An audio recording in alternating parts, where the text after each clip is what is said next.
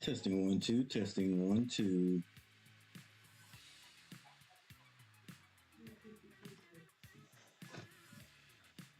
What's going on, everybody? It's Coach Gary. Tonight we got the Charlotte Hornets versus the Orlando Magic.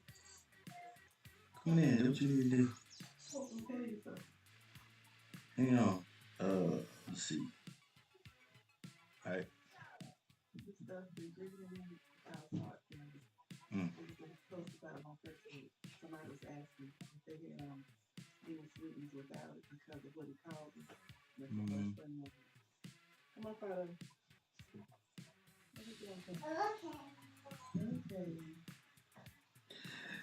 So what's up again? It's Coach Gary. Tonight we've got the Magic in Charlotte versus the Charlotte Hornets. A couple of things, guys. We all know that Lamelo Ball is out for the rest of the year. A couple of things, though, that are interesting here tonight. Well, not interesting here tonight, but the Hornets did win five in a row, first time all year. Until they lost that last game against the Suns. Now the Suns, top five team. You know what I'm saying? We might as well say powerhouse. The Charlotte Hornets didn't play too terrible against them, but you got to understand, did not have Lamelo Ball. They had Terry Rozier running most of the point guard position. And actually, you got to get used to playing without your main starter. If you miss your main guy in any sport, you got to get used to playing without him. So the Hornets had to overcome that also in their loss. Yeah, in their loss to the Suns, who uh, had their debut of Kevin Durant, who was like outstanding. Kevin Durant at one point, dude had like 5 or 6 shots straight that he scored. Kevin Durant just can't come off his injury. I don't even know what injury it was, but Kevin Durant is one of those guys that can be injured. He comes off his injury and he is like at top form. Top form, you know what I'm saying? They also have Booker. Booker had like 36 points against the Hornets. So we're talking, and then of course you got Chris Paul, and you got Big Eight in the middle, or Eitan in the middle, and then their supporting cast, they just do their job.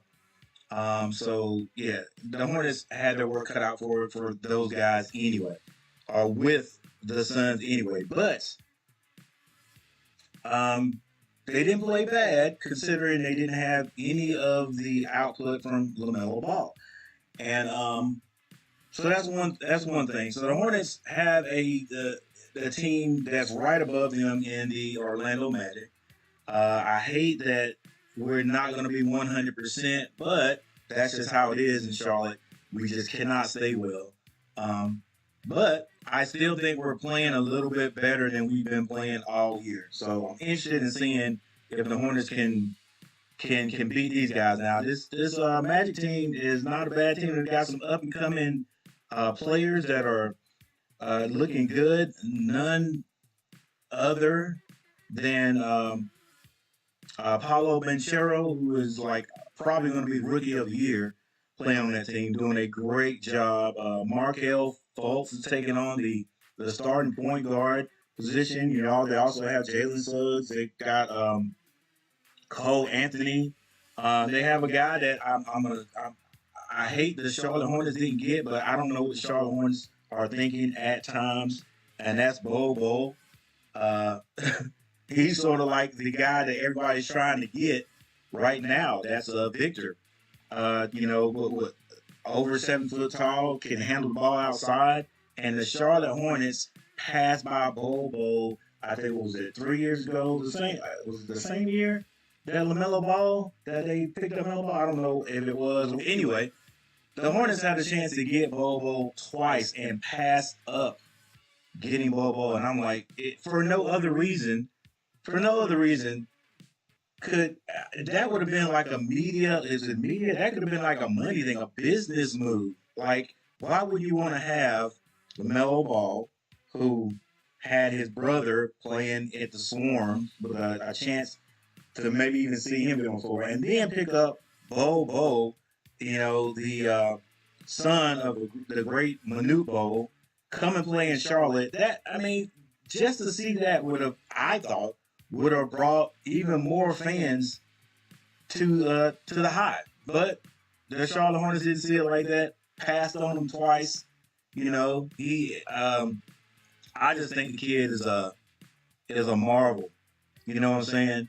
To be that big, and yeah, I know the Hornets needed a guy to play down low, but you know, heck, that's what we were saying. The fans were saying we needed that, but the you know the Charlotte Hornets program was not really saying 2 3 years ago that they needed a big guy.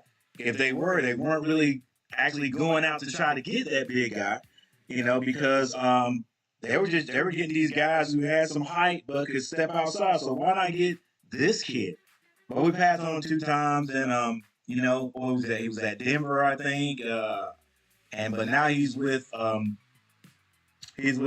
the Magic, um, and I think him and Banchero having them two guys there on that team is magic anyway. You got Cole, and they got a couple of a few guys on that team. I'm surprised Fultz is starting over Cole or Jalen, but you know he is the elder statesman. But with that said, we're gonna see what the Hornets can do tonight. You know, I think PJ Washington is still injured. You know, he's out, so that could help the Hornets right now, unless it unless I just overlooked it. I think everybody from the Hornets who have been playing lately are still playing tonight. Let's take a look. Make sure that uh, Gordon Hayward is still going to be playing. Jonathan Isaac is out. And okay, so looks like we've got everybody else besides Lamelo Ball. Um, and while we got the chance here, might as well go ahead and look at it. For the matchup predictor, it gives the Charlotte Hornets just a slight chance to win this game, 33.9, 66.1. If I see that percentage anywhere, I'm saying, well, the underdog doesn't have a chance to win. They don't have a chance to win. So we're getting ready to see if the Hornets can just play basketball and stay with these guys. This is what, and we're going to listen to what Dale Curry says here in a minute. He always gives his points on how the Hornets can win this game. But I'm going to tell you, number one, we got to focus on defense. And then number two, make the right decisions. Make the right decisions. We can't play on, even though we're home, we can't play on emotions. Look, if you're going to play on emotions, do that on the defensive end. Hey, Ashley, good gracious. That's going to be on the defensive end. On the offensive end, you got to make good decisions. A lot of times in the Suns game, the Hornets play good defense, and the Suns would go 2 or 3 possessions without scoring, but then the Hornets will come down and just jack up a 3. All right, the Hornets will come down and just turn the ball over, trying to do too much. Take advantage of every possession. All right, that's what I'm talking about. All right, so here we go, ladies and gentlemen. And for those who are going to show up tonight, thank you very much for stopping by, hanging out with old Coach Gary. And for those who are in the bushes, I thank you guys too. Make sure you hit that like button. Help me out. We're trying to get 15 likes. I never get 15 likes on an NBA game. Never get 15 likes on an NBA game. Maybe it's because I show the Hornets all the time. But hey, there's always another team that's playing too, right? So tonight we got the Hornets and Orlando. Both of these teams at the bottom of their division. So let's see what we can do tonight. Hornets get the tip. They get it down to Gordon Hayward. All right, ball's kind of being batted around. I don't like this offensive possession already. They get it to Kelly Oubre, down to big Mark Williams. He turns around, misses though. But I like going inside. I like that. Markel Fultz with it. Orlando to Banchero, back to. Oh, woo! Get it out of here. Mark Williams goes up, blocks that shot. I think that was by Carter. And then Kelly Oubre comes down and puts the Hornets on the board with a slam. So we got Markel Fultz, we got Wendell Carter Jr. I think that's Wagner who has the ball now. That skip pass. And Gary Harris hits a three. Hits a three for the Magic. Terry Rozier comes down between the legs. Mark Williams sets a screen for him. He gets out to Gordon Hayward. Now they go inside to Mark, but he comes back out. Hands it to Terry. Terry goes baseline, gets it to back to Thor. Thor shoots it. Good shot. Hornets starting off shooting the ball pretty well here. Scores 4-3. Hornets. And then a left-hand layup, too easy at Hornets for Wagner. Both Wagner brothers are on the Magic team.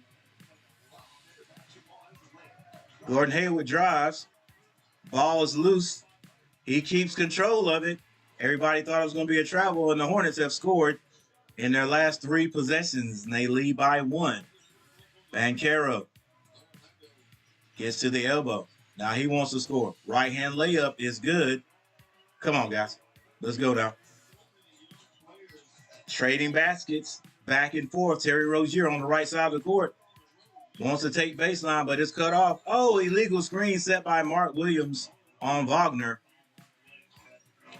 I'm pronouncing his name as Wagner. It could be Wagner, but I think it's Wagner. I think they are twins. There'll be Franz Wagner and Mortis Wagner.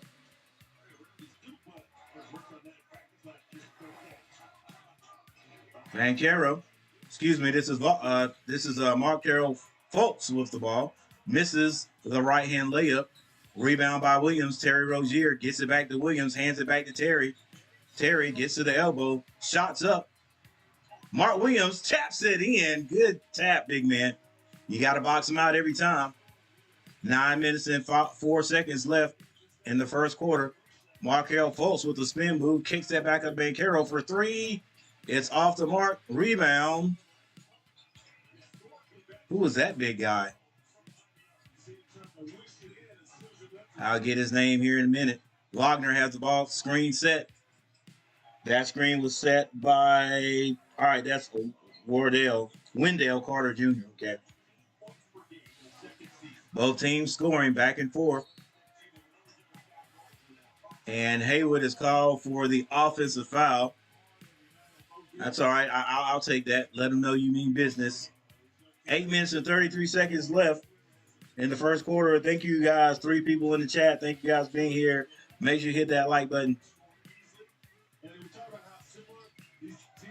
Markel Fultz picks up his dribble. Banchero gets it to Wagner. Back to Wendell Jr. Pass to Wendell Jr. for 3. It rims out. Rebound. Kelly Oubre. He falls down, loses it.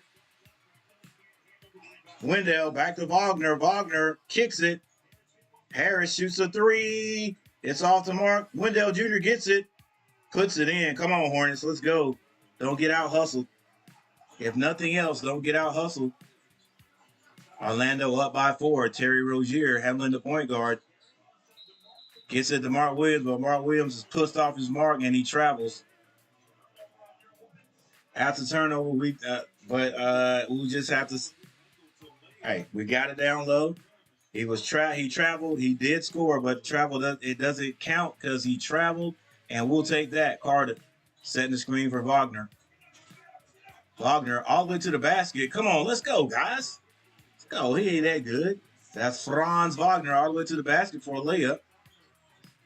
Terry Rozier kicks it out to Hayward, and Hayward is called for a travel. The Hornets have turned the ball over right there. I didn't see that travel right there. I don't know about that one. Yeah. Hornets already 5 turnovers. That's 5 attempts in the first quarter early that you don't get a chance to even shoot at your basket. Wagner.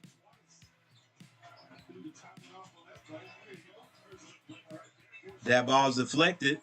Hornets have it. Terry Rozier kicks it. JT with the 3 misses it. See right there. I mean, I know you kicked it and you're open for the 3. And I know this league is a 3-point shooting team, but dang it, cuz like, let's get down and let's get a better shot. See? 3-point turnaround right there.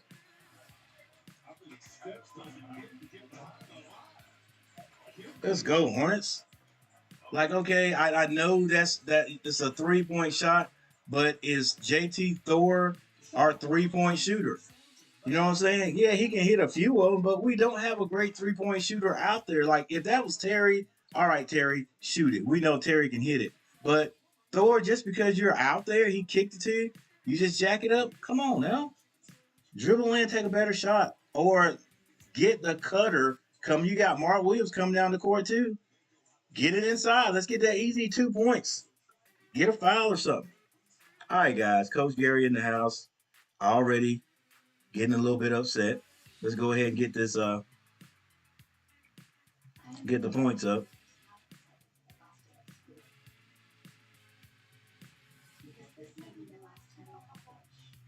Man, we've got to do better. We have to do better. All right. Let's see here. Okay. Hornets have 8 points. They were going back and forth, but the last few times down, the Hornets have had a couple of turnovers. Like I say, we got to make better decisions. And I'm sorry, guys. That's coaching. That's coaching. There's no way. Yeah, I will give JT Thor a couple of shots out there, but I mean, there are 2 more better 3-point shooters than Thor out there right now. Does Thor have to take that? No. Thor could have driven that ball. He could have driven. He could have put it on the floor, went to the basket, sucked in a defensive player, and then kicked it back out to somebody like Gordon Hayward, who's now returning down the floor for offense. Just don't have the shooters to just jack up everything, bro. All right, and I'm sorry, but next dead ball, we'll go and we'll talk about the box scores.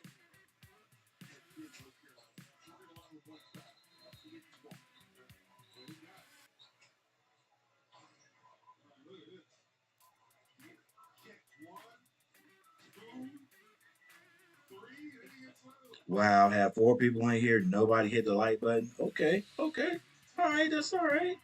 They ain't showing Coach no love. That's all right. I got to work for it. That's okay. That is okay, my buddies. It's okay. We'll get it right though.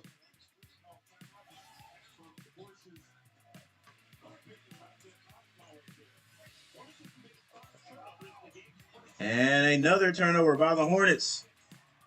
And Caro misses a dunk. Now let's see if the Hornets will make a good decision down here, or we just jack up a quick 3. Terry Rozier, skip pass, and another turnover. Slow down. That right, good block right there. But now you got to take advantage of their empty possession. Carter shoots it. It's short. Kelly Oubre with the ball comes down. Thought about the 3. I don't like this possession. They handed to Kelly Oubre on the baseline.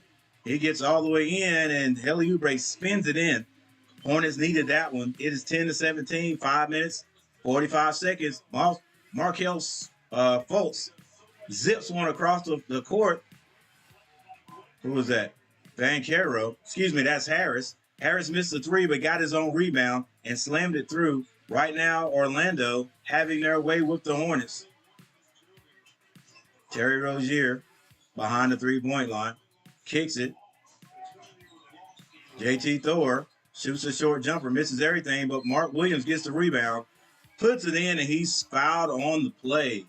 Right now, it looks like the Hornets just need to go inside. They need to go inside, get some of these guys in foul trouble. Number one. Number two, we need to wake up on defense. Because that rebound right there, we're in man-to-man. This guy, no one boxed Harris out. He came right to the ball, got his rebound. Thor standing in the lane, doing what? I have no idea. All right. Looks like a North Carolinian has entered the game. That's Cole Anthony, number 50. Mark Williams on the line. Mark Williams hits his free throw. And the Hornets stay just slightly attached. 19-13 is the score. Fultz brings the ball down. Fultz just looks awkward, man. Fultz skip passes it, but it's intercepted. And Terry takes a quick three. Rims out. This is what I'm talking about. All right, JT Thor gets a steal.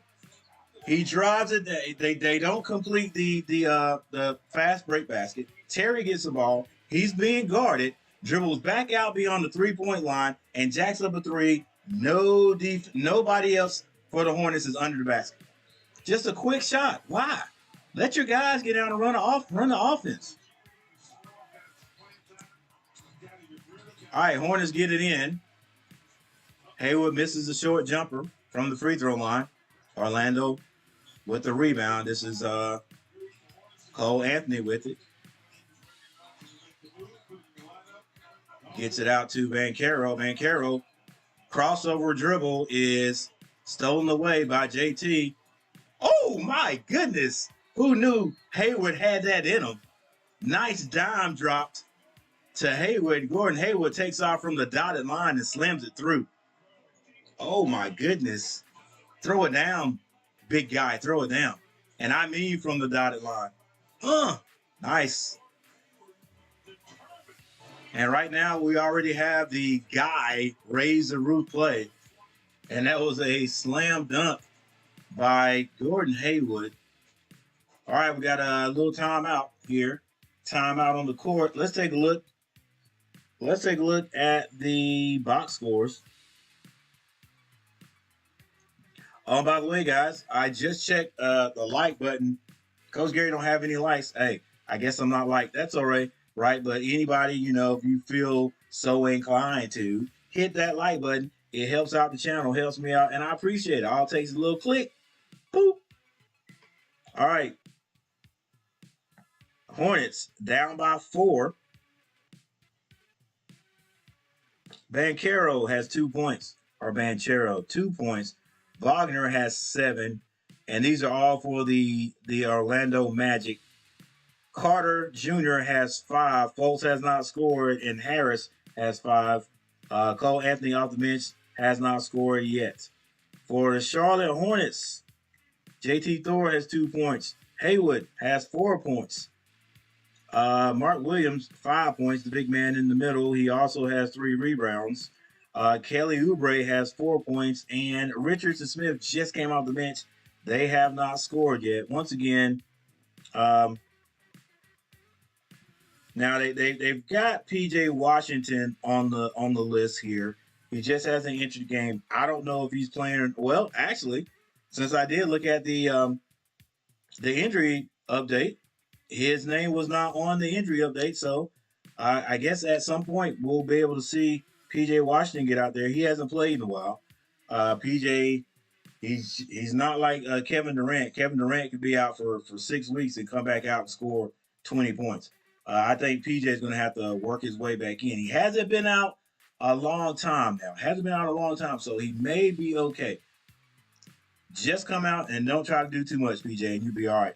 You'll be all right in my book there, buddy. All right, in my book. All right, guys, thank you for being here once again. I'm Coach Gary. For you new people, if you have not subscribed to the channel, subscribe to the channel. I appreciate it.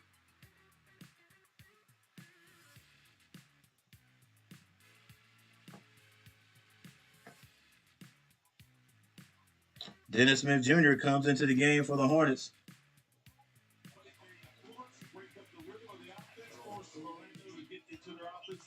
4 minutes and 20 seconds left in the first quarter. Cole Anthony wants to take baseline. He's walled off. And it's going to be a foul called on the Hornets. Boy, I tell you, that whistle has been blowing against the Hornets all game. Hornets still down by 4 points. My bad, everyone. You can see the actual score right there.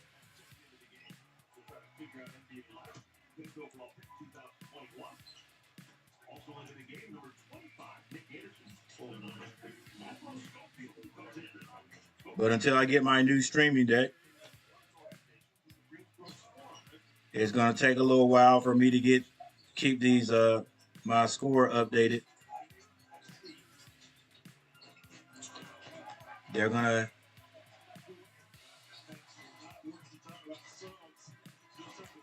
JT Thor is called for the offensive foul. Offensive foul. I like the idea, but hey, big man, pull up. Pull up. Pull up and shoot that jumper right there. He's standing there. And is that Schofield in the game?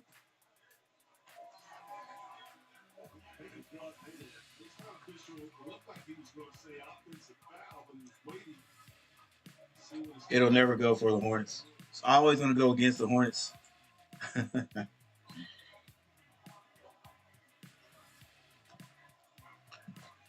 What's up, everybody in the house? One person in the chat. Thank you guys for being here. Make sure you hit that like button.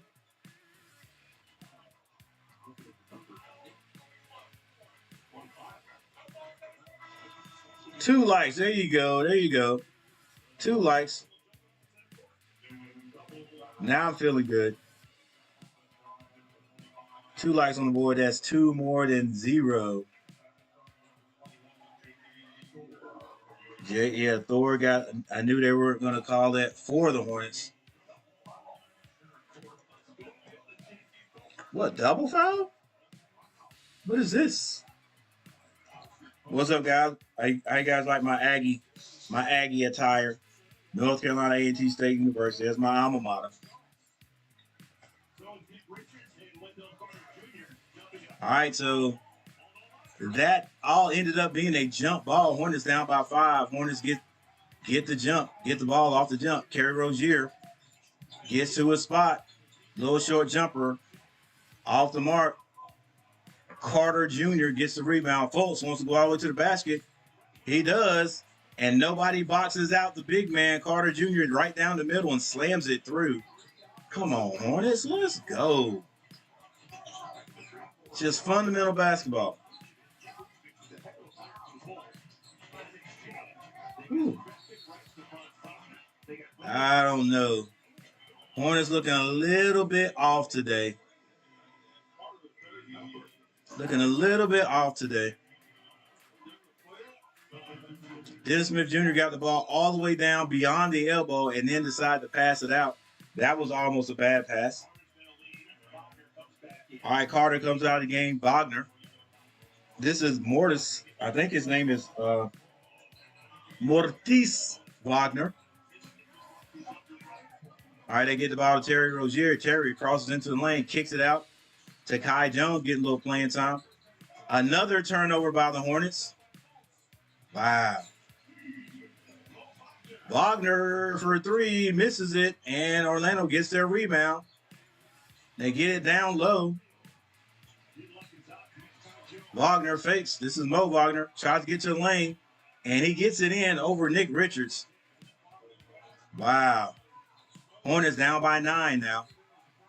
Terry Rozier going on baseline. This ball's batted out of bounds. Almost a turnover. Let's go. Come on, guys. Move the ball around. Let's go, baby. Move the ball around, Hornets. Making it too easy. Markel Fultz goes out. I think both the Wagner brothers are in the game.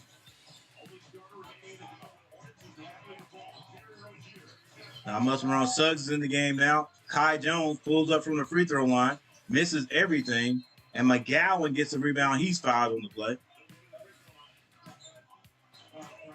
2 minutes and 27 seconds on the clock, guys. Unless the Hornets have a little offensive explosion right here, we're not starting off very good because I always say, you want to at least try to get 30 points per quarter. 30 points per quarter, 120 points a game. You can win games. McGowan's misses a free throw. Oh my gosh, let's go, Hornets. Robert Torres, what's going on?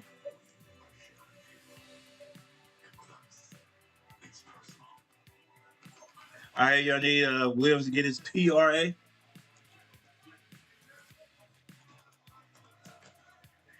Sounds like a little money, like a little wager.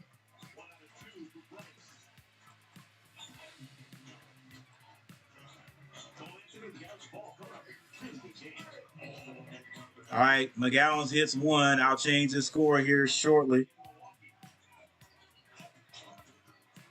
Cole Anthony from the dotted lines, from the dashed lines, gets 2 points. Hornets down by 10. 2 minutes and 4 seconds left. Terry Rozier walled off at 3-point line by Cole Anthony. He's dribbling. He's dribbling again. And Nick Richards misses a bunny shot. And Hornets are beat down the court. And right now, the Orlando Magic are just outplaying the Hornets. Fast break basket right there. Nice bounce pass. I think that was from Cole Anthony to Suggs. He saw it all the way. And Kai Jones fouls him. If you're going to foul him, Kai Jones, don't let him score. Oh, my gosh. The Hornets struggling here in the first quarter. 28-16. Hornets not a comeback team, especially not without the 20 to 25 points and 5-6 assists from Lamelo Ball.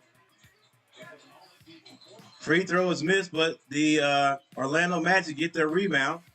Shoot it again, get the rebound again. This is Banchero. Spin move. Misses again. This time the Hornets get the rebound with 1 minute and 31 seconds on the clock. Dennis Smith hands it to Kelly Oubre. Back to Dennis Smith Jr. He gets all the way into the paint. Back to Kelly Oubre for 3, and Kelly Oubre hits a 3. Kelly Oubre got his scoring back in the second half against the Suns in their last game because he had been out for a while. And no movement on the Hornets team. Everybody standing outside beyond the 3-point line.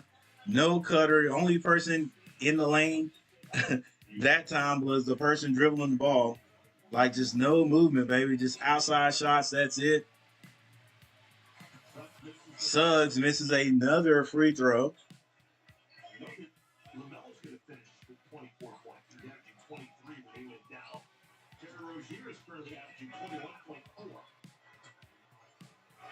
What's up, Michael Smitty?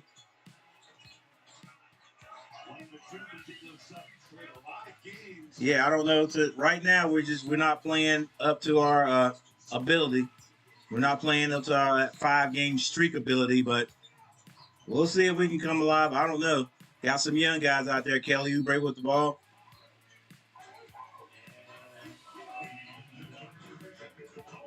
And I think it's Mortis Wagner. It's going to be called for maybe the illegal defense. 56.9 seconds. Hornets have only scored 19 points, but Kelly Oubre gets to shoot a free one, and he hits it.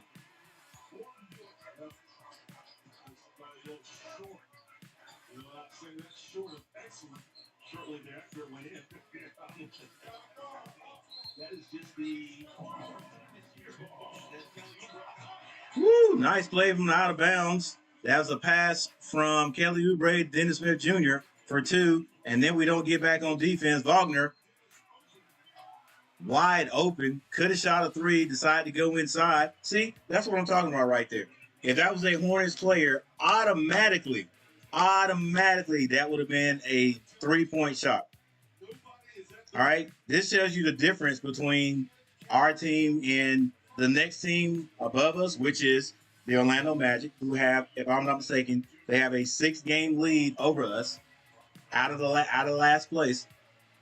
Wagner had a clean 3-point shot and turned it down, drove to the basket, and was fouled on the play. The Hornets could do that too. But anytime we get a 3-point shot, no matter who it is, they're just going to jack it up. Create. Wagner puts both of them in.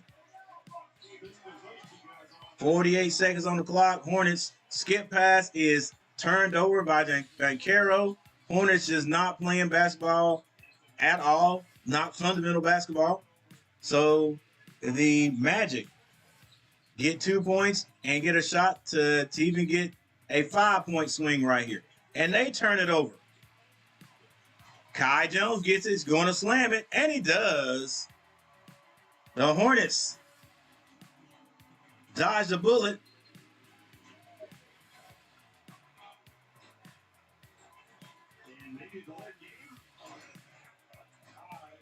Well, who delayed the game? Did Kai Jones hit the ball after?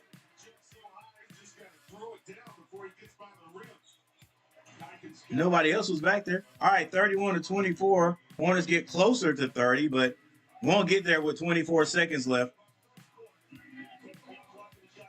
They have a chance to they'll get the ball back at least once. Oh, behind the back. Yes, sir. Carolina gets the ball back. The Charlotte Hornets get the ball back with 11.5 seconds on the clock. It is 31-24. Yeah, that was all on Cole. Yeah. All right, 9 seconds to shoot. I think this is Dennis Smith Jr. with the ball. Pull up right there. Nick Richards, dime, passed by Dennis Smith Jr., the Hornets. Not going to count. The Hornets, not an offensive explosion, but we're able to play a little defense and then make this more respectable at the end of the quarter, because at one time, with maybe 2 minutes on the clock, I think the Hornets were down maybe 12 points. A couple of defensive plays right there gave the Hornets 2 points. That's what I'm saying. Every point doesn't have to be 3. You don't have to jack everything up. Those 2-point baskets will help us stay in the game. So now the Hornets only down by 5. Can we figure out a way to get our groove back here?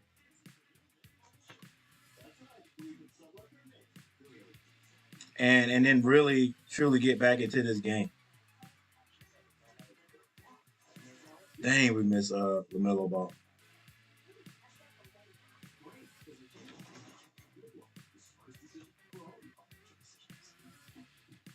All right, so let's take a look.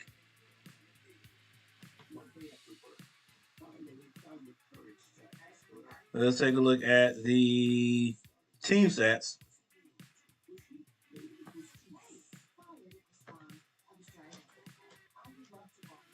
All right, believe it or not, even though the Hornets are trailing by 6 points, they are shooting a better percentage from the floor, 55 to Orlando Magic's 48%.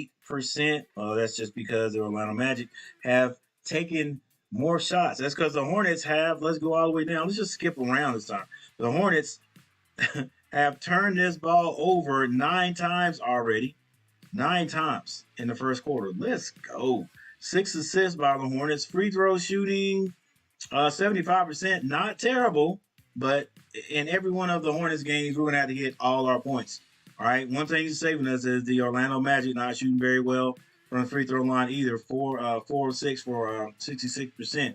From behind the arc, it just looks worse or seems worse. But the Hornets have only taken 3 3-point shots They've only hit one. The Orlando Magic are 3 of 9. Neither one of these teams shooting a great ball behind the 3-point line. Both of them shooting 33.3%.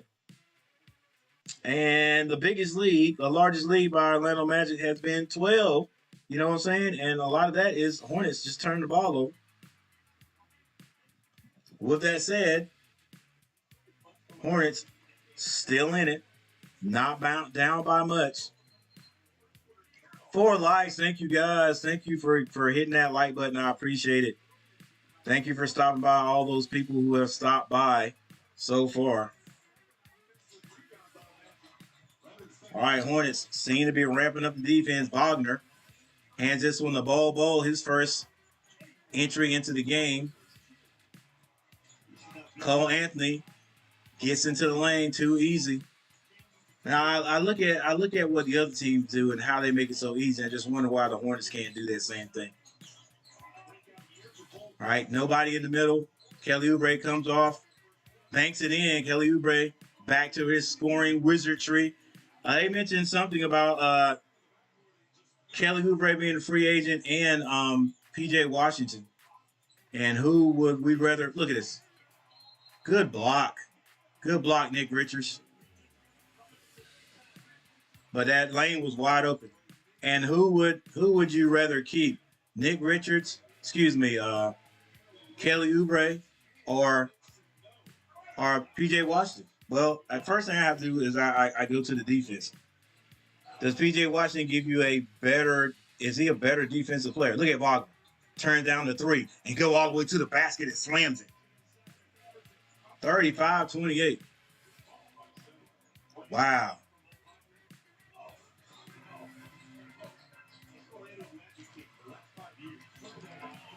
10 minutes, 47 seconds.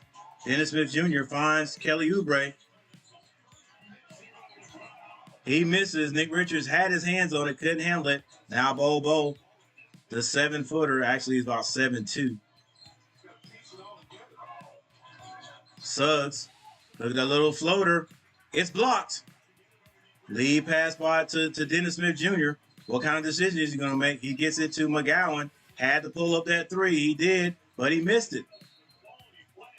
I mean, if we're hitting that shot, it's great.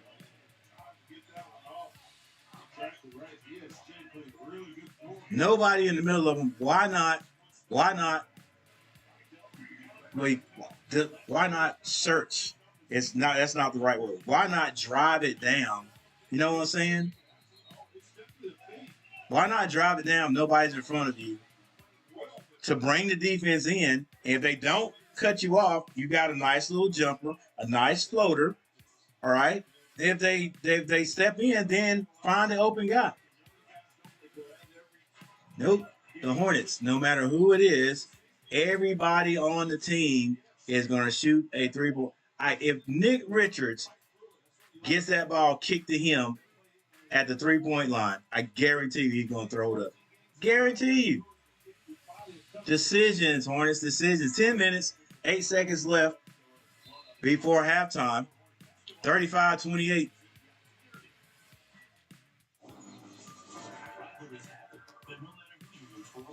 And Orlando's in the lead.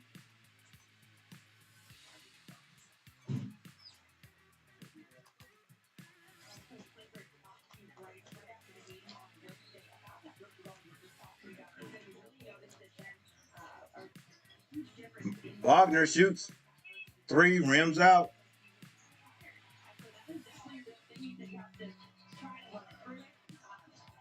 Hey, man. Come on, Hornets.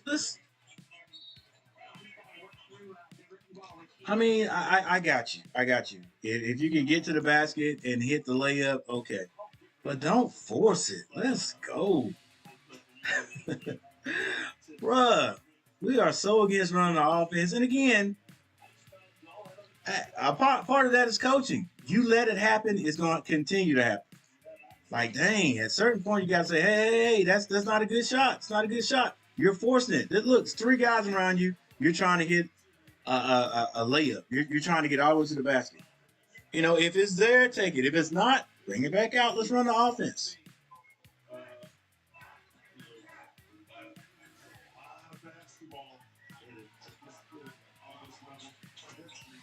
And every time we miss,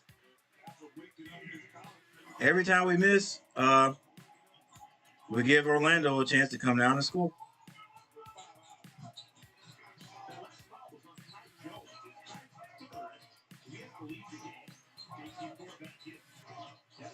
Another missed shot by the Hornets. Wagner fakes a three, spin move, step back, misses, and the Hornets do not get a rebound. Cole Anthony shoots a three. Hornets gets this rebound. That's Kelly Oubre. Gets that over to Dennis Smith Jr. Again, what I mean, where are you going? Where are you going, Coach? You gotta. I think we'll be better running if it's not a clear fast break basket. We got to run the offense.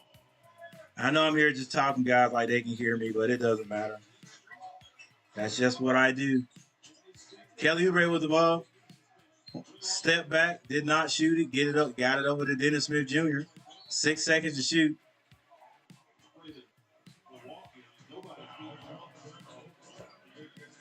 And there's a foul called on Orlando. They bailed him out. I think that was on Suggs. It's going to send, I think, if I'm not mistaken, McGowan. Nope. Ball out of bounds. And another turnover by the Hornets. Cole Anthony, Wagner, all the way to the basket with a slam. Not a good game tonight here, fellas. Not a good game tonight, guys. It's just ugly right now. It is ugly right now in Charlotte. I don't understand. I don't understand my Carolina teams at points.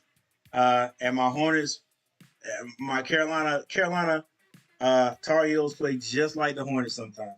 Sometimes they look good. We had that 5-game winning streak. Just looks like we were learning how to play the game, and then tonight we play like this. Just turnover after turnover, rushing shots, dribbling down into a lane that is being defended. I don't understand it. Everybody out on the 3-point line. And I know coaches, he subbed like another group in there. So the starting group's not down there because at least we're going inside. But Big Williams is not there. But we do have Nick Richards. We got some guys with some size on there. They're still not getting the ball inside. And we're not hitting the outside shot. And nobody's moving. Everybody's standing beyond the 3-point line saying, hey, throw me the ball. And I'm just going to jack it up outside. Oh, well. My bad, guys. Didn't even go back from the stats. All right, so leading scorer for the Orlando Magic is that's Franz Wagner. He has 9 points. Wendell Carter Jr. has 7. Off the bench, Mo Wagner has 6 points. Cole Anthony and Suggs both have 5 points off the bench. For the Hornets, Kelly Oubre has 10. Terry Rozier has not scored, and the next high scorer to him will be Williams, who has only played 7 minutes in the game. Yes, great. Great subbing there, Coach.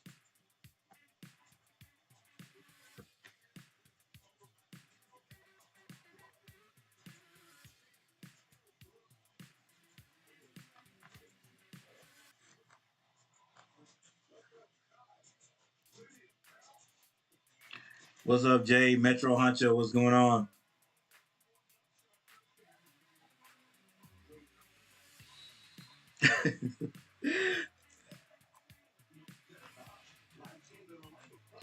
Markel Fultz, he just looks.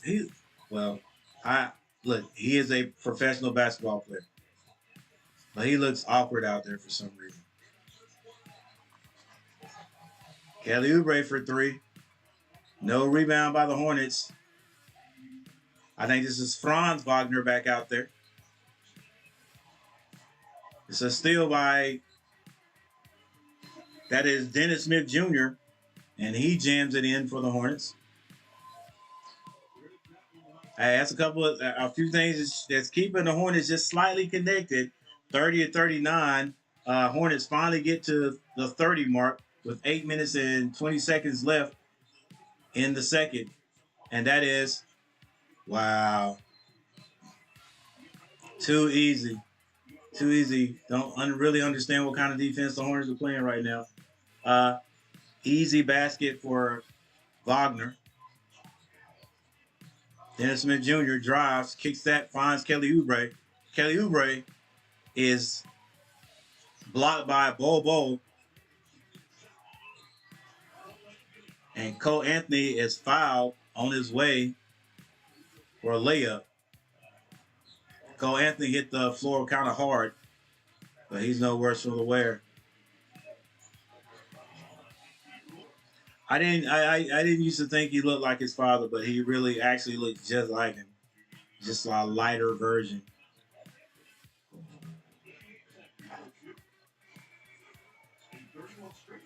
Hornets not playing very good ball right now, guys. And I don't really see it getting a lot better. And it could be because our substituting right here. Terry Rozier, anybody that can score. Gordon Hayward. All these guys have been out for a while. Cole Anthony hits both. Terry Rozier back out there at the 7:46 mark. Hornets down by 13. Gordon Hayward with the ball. He goes by Cole Anthony, kicks it to Kelly Oubre for a three. It's blocked. He gets his own rebound. Tried to get it to Nick Richards.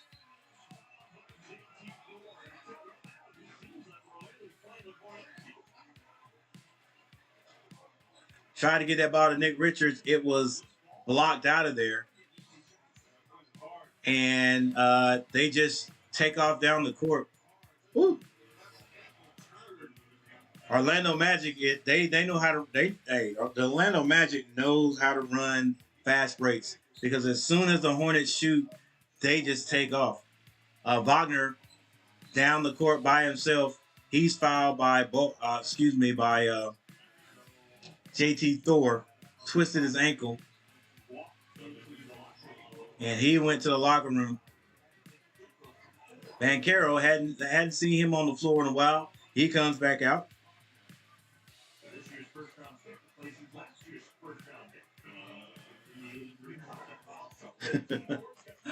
I don't know what it is about folks.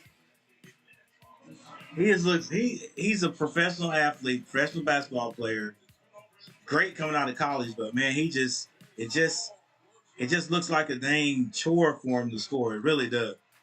All right, Banchero been sitting on the bench a while. He comes out, pulls up, hits his jumper. Man, I'm glad I didn't. Well, I'm gonna go ahead and say I'm put it out there in the atmosphere. Maybe this will jinx the Hornets into something good. I'm glad I didn't go to this game. Gordon Hayward shoots from the elbow, hits every part of the rim and rattles in.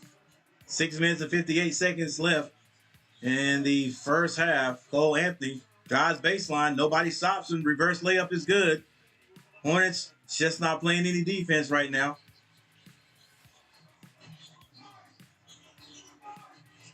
They skip it over. Oh, Gordon Hayward. Gordon Hayward with a three-point jumper. Banchero brings it across the timeline. Coach calls the play. Screen set. He's on the right side. Picks up his dribble. Gets it to Wagner. Now Suggs being double teamed. Nice move. Missed the shot. Rebound by Hayward. 6 minutes and 10 seconds left before halftime. Haywood comes down. He's on the right side. Fall-away jumper is blocked by Wagner. Come on, guys. No ball movement, nothing. Just bring it down, take a shot, get it blocked, and watch the Magic come down and score. Banchero,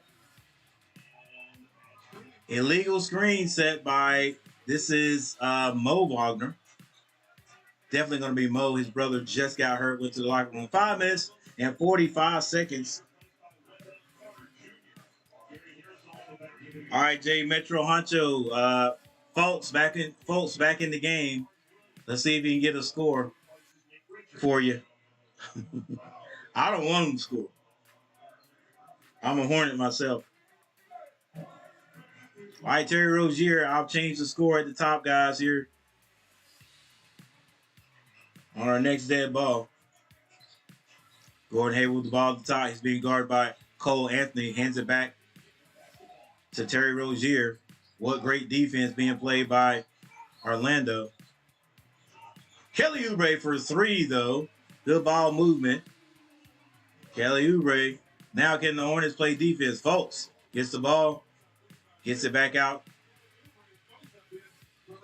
Cole Anthony still on the court. He's looking for Wendell Jr., but no need. Score by Cole Anthony. Another layup. I don't think he's taking one outside shot. Every one of his shots has been in the paint. It's like we can't stop him. He's not even using a lot of quickness, just being smooth. Terry Rozier goes to the basket. He's fouled on the play. Look at this. Look at this. Can't get around him.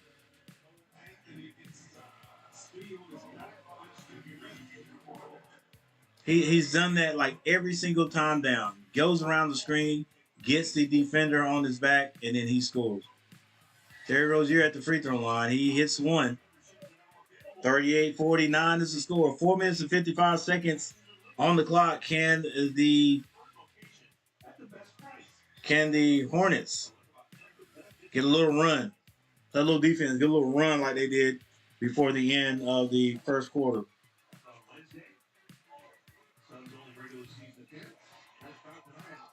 Terry Rozier hits both.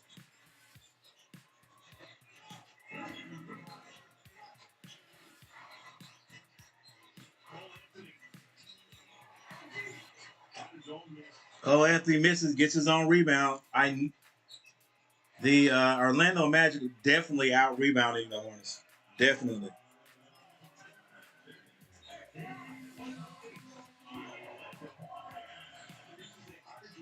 Fundamental basketball, baby. Fundamental basketball. Gordon Hayward uses his size, throws up, misses it though. Needed that point right there, didn't get it. 10-point lead. Banchero brings it down. Cole Anthony back to Banchero for 3, and he hits it. 13-point lead once again. Terry Rozier calling for the screen. Ball hasn't seen anybody's hand but his. He shoots a 3, and he makes a 3, gets it right back. 3 minutes, 56 seconds. Wendell Carter Jr. finds Banchero at the top. Banchero gets to the free throw line. Now he kicks that back to Fultz. Fultz pulls up for a jumper, and there he is. First points for Fultz. Terry Rozier puts the move on Fultz. Strong move, misses. Williams gets the rebound, puts it through.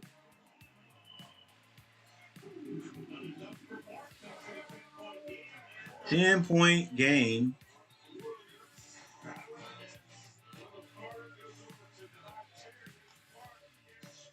What the heck's up with these orange shoes, guys? Anybody know something I don't know? Both teams got them.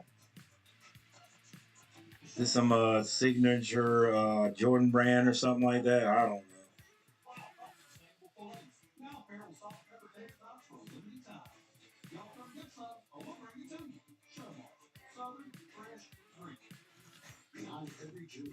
All right, so it's a 10-point lead. 10-point lead by the Magic. Magic outplaying the Hornets right now. The Hornets are don't seem to be playing a lot of fundamentally sound basketball.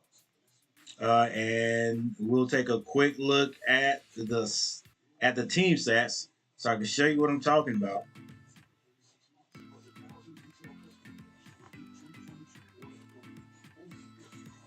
And we'll go right now. We'll look at two stats. Let's look at rebounding. I know the Orlando Magic are out rebounding the Hornets. Yeah, look here, 21-15. That's one. All right. Now let's go down to turnovers, which is probably the biggest thing right here. Turnovers.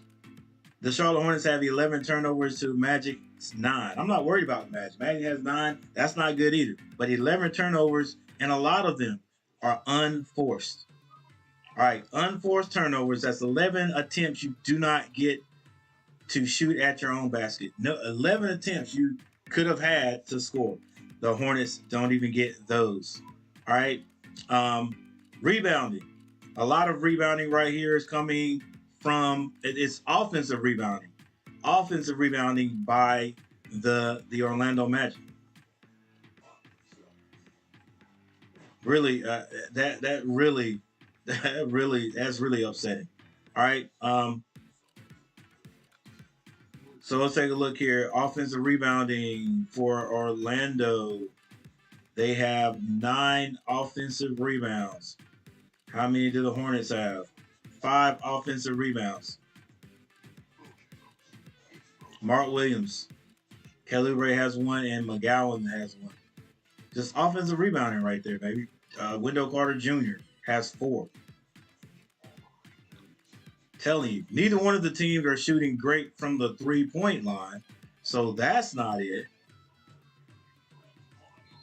That's not it. Let's see, 3-point shot 4, and the Hornets have 3. All right, we're back.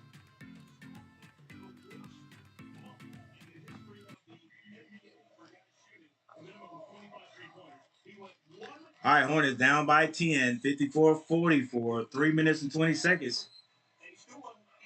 And there's going to be some kind of violation on Orlando. I think it was a travel called on Banchero.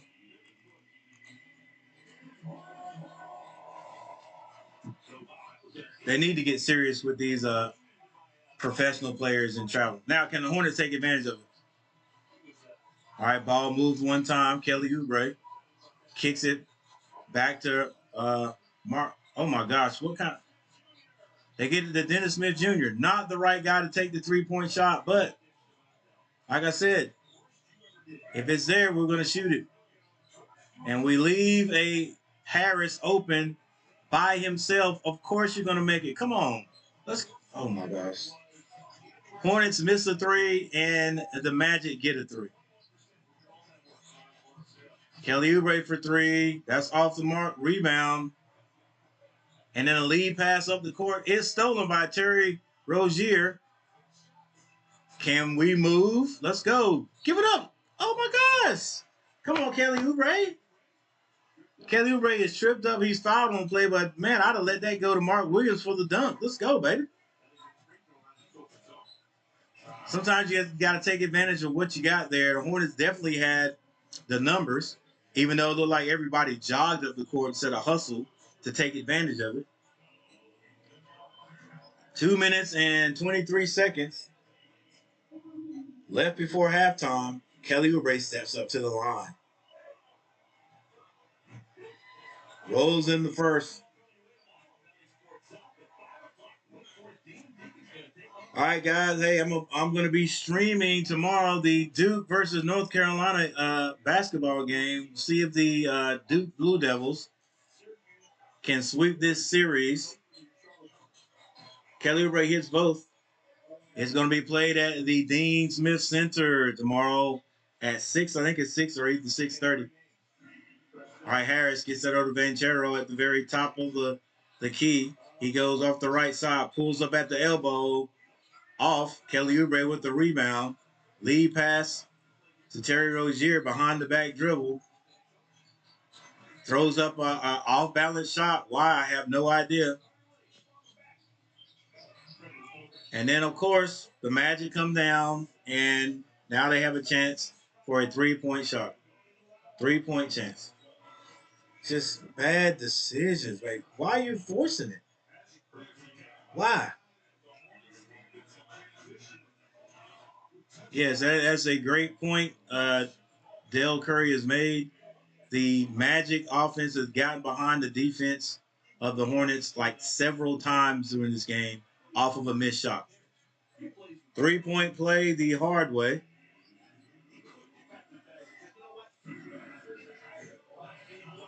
One minute, 51 seconds. Haywood has the ball. He drives to the elbow. Kicks it over to Terry Rozier. Escape dribble. Shoots it. Misses it. Rebound. Orlando. No one. No white jerseys to get a rebound for the Hornets. Gary Harris throws it up off the glass. Banks it in. And when it rains, it pours.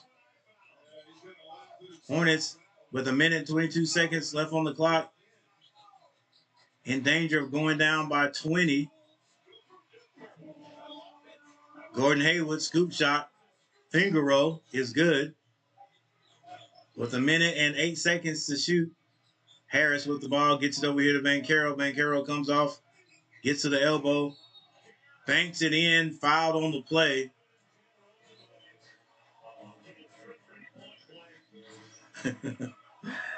Wow. But look, this is how it goes, guys. This is how it goes. This is a team that's right beyond, right above the Hornets for the worst record in the NBA or in their division, excuse me. And they come to our house. They come to Charlotte, and at this point, literally blowing us out. Literally blowing us out. 64-48 is the score. 55 seconds on the clock. Dennis Smith Jr. hands it to Terry Rozier. Williams at the top.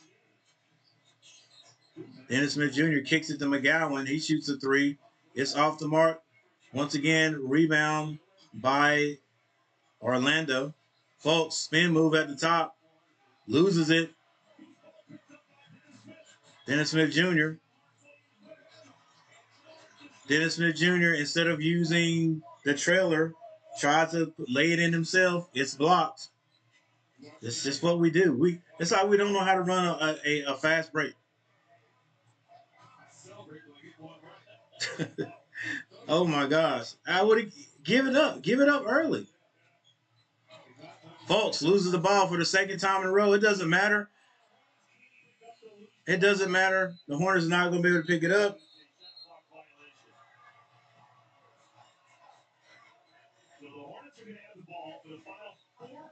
There are 4.6 minutes left on the clock before halftime. Hornets playing a very sloppy game.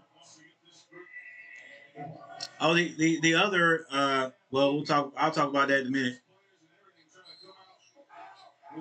Hornets get the ball in. Behind the back dribble goes Dennis Smith. He kicks it. Terry doesn't get it off. It's going to be blocked anyway.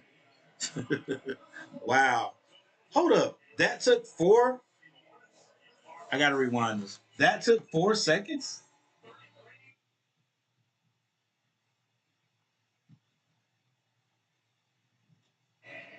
Yeah. That took 4.6 seconds.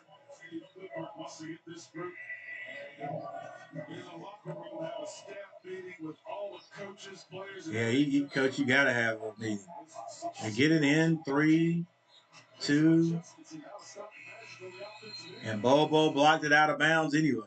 Wow. Yeah. Hey guys, you tell me Bobo could not get playing time here in Charlotte and actually help us. Hey, we're waiting to get a 7-4 victor, uh, and we couldn't use Bobo, who is a bigger, stronger kid.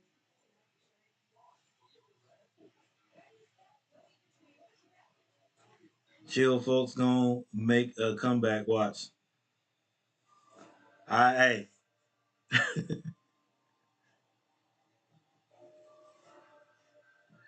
let's see. Hey, I want to see if he does.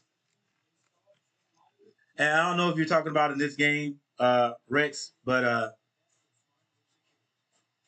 nah, nah. Let's see. We'll see what how many points Markel Fultz has right now. But like again, I'm not talking. I never talk like mad junk about guys. If I do say something about anybody in the pros, I do know in my mind these guys are professional athletes. They're professional players. I have I don't have a leg to stand on talking about how bad or how bad anybody is. All right, and we know Markel Fultz has been through some things. Like what do you have? Some kind of something happened to his arm or whatever, and he had to work his way back into that. So hey, it's just good that he's out there playing. All right, it only sends half. He only.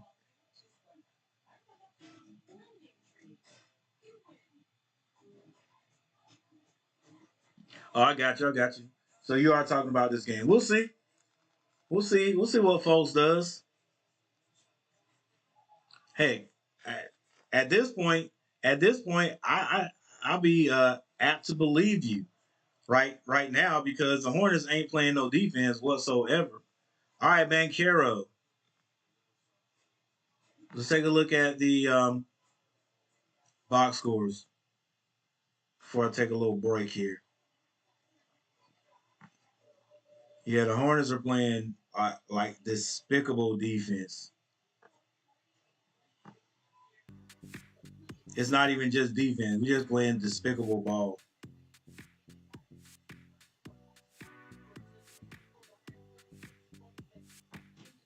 All right, so the Orlando Magic scored 31 to the Hornets 26 in the first quarter. In the third quarter, 33 to 22. Just doing any and everything that they would like to do against the Hornets. Um, Bankero, 9 points. Wagner also has 9 points. Um, Carter has 7. Folks has 2 points. He has 2 points. How many assists he has? 2 assists. He's played 15 minutes. Only 2 minutes less than the person who's played the most, and that is Bankero, 17. Harris has 7 points. Off the bench, Mo Wagner has 8 points. But then there are two guys, Cole Anthony and Suggs, both with 11 points off the bench for Orlando. For the Charlotte Hornets, Thor, 2 points. Gordon Hayward has 10. Oubre, 15. Mark Williams has 7. Terry Rozier doing all the handling. He look. I could be the commentator for Terry Rozier, and here it is. He bouncing. He bouncing. He bounced the ball. He bouncing. He bounced it again. He bouncing. He bouncing. Get in here. You want to get in here? He bounce. He bounce. That's all I see. I hate this offense that the Hornets run. All right, Kelly Oubre has 15. Kai Jones, Richards off the bench with 2 points. Dennis Smith Jr. has 4 points, and McGowan has 1. So their bench is killing our bench. What's that? The bench for the Hornets has 9 points compared to the bench for Orlando. That's 22. That's 30 points. 30 points off the bench. Nobody is in foul trouble. Well, Wendell Carter Jr. has 3, and Thor has 3 for the Hornets. Team stats, we'll just look at a couple of things. That's percentage shooting from the floor. Orlando 54, Carolina 43. Are the free throws hurting us? No, the Hornets are shooting 87%, but they've only shot 8. Orlando 9 of 12. Nobody's really killing the 3-point shot. Carolina's hit 3, and Orlando's hit 5. But turnovers, let's take a look at that. Turnovers, wow. The Orlando Magic have turned the ball over more than the Hornets, but the Hornets still have 11 turnovers. A lot of these are unforced. Let's go. Points in the paint, killing us. 36 in the paint. Not like they're just getting the ball down to a big guy. He's doing work, because that's not the NBA anymore. All right, a couple of plays, but for the most part, it's guys just getting all the way to the basket. Layups. That's what they should have right there. They should have a stat that shows how many layups another team has, instead of just points in the paint. What about layups? All right, their largest lead has been 16. I don't know what coach is going to be able to do in that locker room, what he's going to be able to say to wake these boys up. We are just in that mode tonight. That's how the Hornets get sometimes. They get in that mode, and there's nothing that can be done. That's just how they're going to play the rest of the night. And we're missing, people like Lamelo Ball, who could be a microwave, coming in at any time and take it off the score. So could Terry, but Terry is handling the ball right now. He's doing a lot of handling the ball, so it doesn't work like that. Like Terry needs to be that off guard to get that ball passed to him, instead of bringing it down and then trying to run it through him. But that's our offense. That's it. Elsewhere, Portland trailing Atlanta 28-44. Boston leading the Nets 37-18. Knicks and Miami just started right there. They were tied up. Now it's 7-8 Miami. Phoenix Sun that kicked the Hornets' tail the last game, leading Chicago 15-13. Utah, OKC leading Utah 19-10 right now. Then we got a few more games later on tonight. So with that said, guys, I'll be right back. Thank you all for stopping by. I appreciate it. Never have a great turnout on Fridays. It's just how it is. People are doing Friday night things. I said I was trying to get 15 likes. Right now, I'm stuck on 4. I guess it could be worse, Coach. Huh? You could only have you could have no likes. But thank you for the individuals who have hit that like button. Let's set this score up right, and then I'm going to take a break. 64 and the Hornets 48. Wow, every time the Hornets start doing something good, and then injury happens. All right. Yeah, the last thing, I've heard some rumors. And right now, that's what I'm just going to say. I'm going to say the rumors. I heard some rumors that Miles Bridges could be getting things together and ready to come back to the Hornets this month. Now, we know that's not going to mean anything. It's not going to mean that the Hornets are going to get into the playoffs. That plane has gone. All right, we were late for it before the All-Star game. It's done. That's done and over. Not even looking to even think about anything like that. But just to have them mesh together will be interesting. Or just to see what could have been this year with if Miles was there. Now, I know some people are like, hey, why is he even getting a second chance? The trouble he got into. Yeah, that's bad. Everything he did is bad. You serve your time, whatever time it was, your suspension or whatever, and then you start all over, right? Like you're just gonna hold that over his head. Yeah, it was bad, but then there's some new information that's come out to let you guys know, because we don't know. We had no idea what was going on with him and his relationship, and I still don't. Everything that was said was done was allegedly done. Right, so I'm thinking they've already been to court, whatever, and but there are some things that have come to the surface, with our boy Miles being in all the way in across the country in California or wherever they are doing his thing, and then his BM out in his driveway you know, try with his kids in the car, starting stuff. He's off doing his thing, and he's got to call the police to come and say, "Hey, my BM's in the driveway. What are you guys gonna do about it?" All right, but that's all I want to say about it, guys. I don't know everything there is, but if you're so tired of it and you're afraid and all that, then why are you in this guy's driveway? Because for whatever reason. All right. All right. And you got to be taking care of his kids, whatever. He don't want to get in any more trouble. All right. But anyway, uh, you got to look at the whole story before you condemn him to death. When I say to death, I mean like we're not even going to give him another chance to come back. All right. And the Hornets could just cut him loose because of contractual uh, duties that they had to be aware of. Okay. But if he does get another chance, hey, like just stay on the straight and narrow now.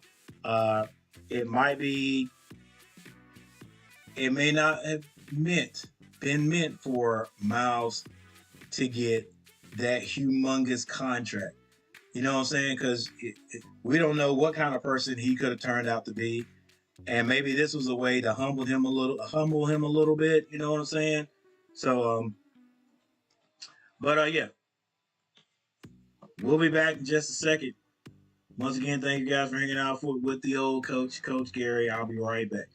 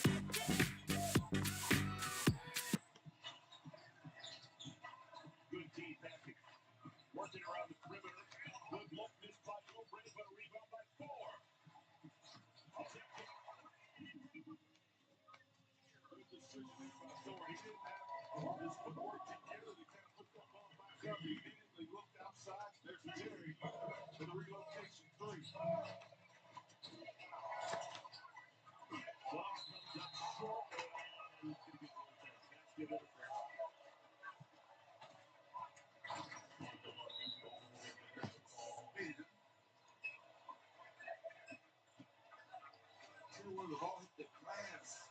Here we go. Yeah, the ball hit the rim. Right backcourt before. Hornets going to challenge it. Okay. So Steve Clifford was told that this is at least worth a challenge.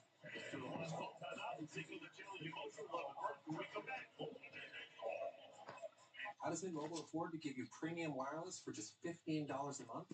It's because we sublet our ads. This is now a Jack in the Box commercial, and this is the new Mint Mobile Shake. That's right, we even sublet their name. Really, everything's too small.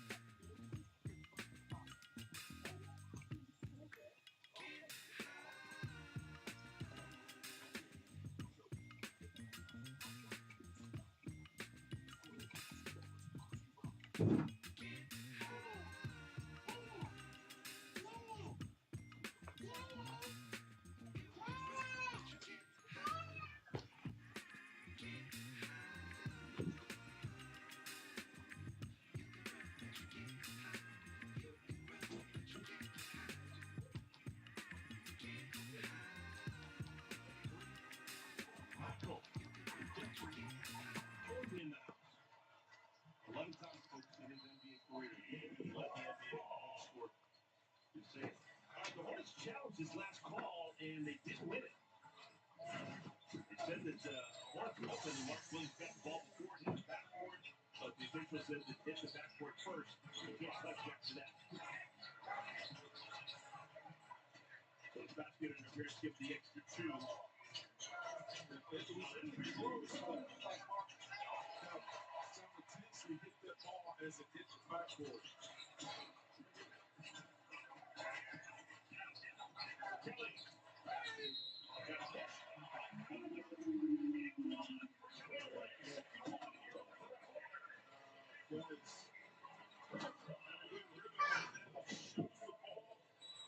After the throw hit by Terry gets wide and Wendell Carter, pretty good ball fake.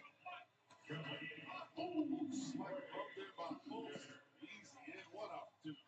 I remember very early on in the season, actually closing out of it.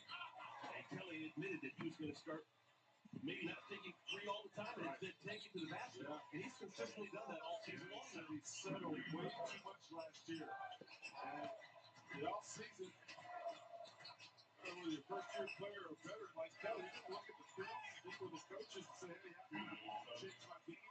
What can I improve on? And Kelly was settled for too many threes last year. Had the ability to put on the floor, get to the hole, take that higher percentage shot. Just for the uninitiated, most reporters would not have gotten that wonderful response from Kelly Oubre, that incisive response. Yeah, walk up with him with that smile that actually has. The investigative nose, man. He's just a journalist to the core. I will get the truth. That's her motto. 16-point game. Oh, look at Jalen Suggs. Jalen Suggs, a football player in high school, Mr. Football in the city of Minnesota. Good defensive instincts as a ball-hawking safety. Now, Gurley trying to say, High school teammates at Mini Haha Academy. I'm making a joke with that in school. With Jeff Holmgren. On the end of it. Oklahoma City Thunder not going to play this year with the 20 injury. That's been a heck of a high school team.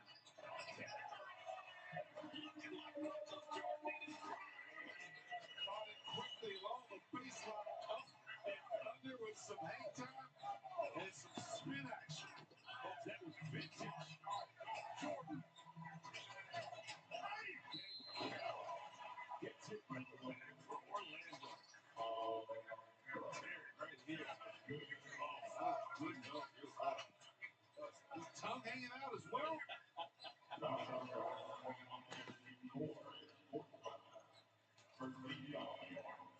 So Banchero's at the line. Let's check with that. And you mentioned earlier that Helen Mom played in the WNBA, so we'll think his skill on the court give thanks to her, and then his dad played football, so maybe a little athletic ability, but also his Italian roots come from his dad. He says he's got big dreams and goals for his basketball career, and one of them is to play for the Italian national team. How about his Italian passport in the summer of 2020? The Italian national team actually reached out to him when he was 16, and that's how the process started. His great-great-grandfather was born in Italy, then moved to Seattle, built a family there. But he said he always wondered, growing up, why his name was different. It's Paolo Napoleon James Banchero. I love it. That's cool. 4 names, one of them Napoleon. Thank you, Ashley. I think that Team USA may have something to say about his where he plays internationally. When Banchero plays, he's going to have to play for Team USA or Italy. Grant Hill's going to say, hey, wait a minute.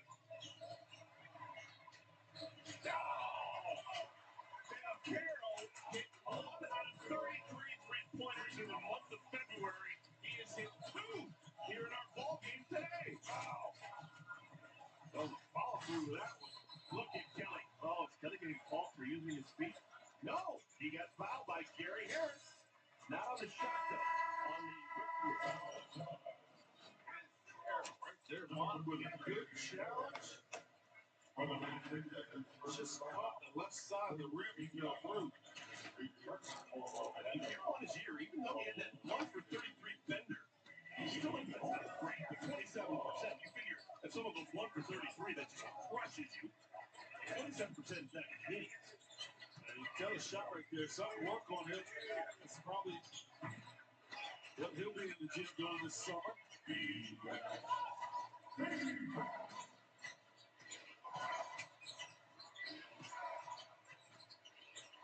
If Orlando wins this game, they will tie the all-time series record with your Hornets. It would be 59 apiece through 118 games. The skill set of that young fella. The ball handling, quickness, and the strength. Play through the foul. A phone call for the people out in Chilliwack. So, you mentioned this. You remember NBA players to come up, bring in the WNBA. You got Paolo Banchero. You got Gary Harris.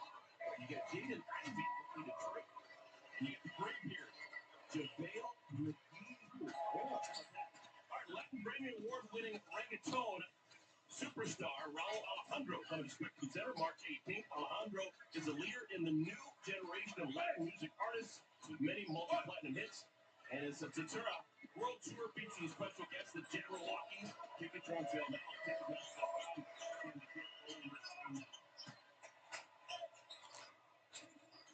Oh, Carroll's got the last 8 for Orlando. Largest lead of the night, up 22. Hornets have 13 points here in our third quarter, all of it by either Kelly Oubre or Terry Rozier. And both will get it stripped away by Gary here. Ty Jones is checked in for your Hornets. Hornets have played this entire homestand without PJ Washington, who has been playing great ball. Another one for Boncaro. He's got 10 in a row. This guy's got James off the ball. Harden going to shoot 4 shots. A one-leg fadeaway with a high arc. 5:25 remaining in our third quarter. Back in a moment. You see Wendy's squared hamburger, you know you're getting the best. Guess who else knows that? Reggie Miller. Yeah, 5 burgers sold up. Burger. Hamburgers will be. Hamburger. You know what hamburger worth celebrating?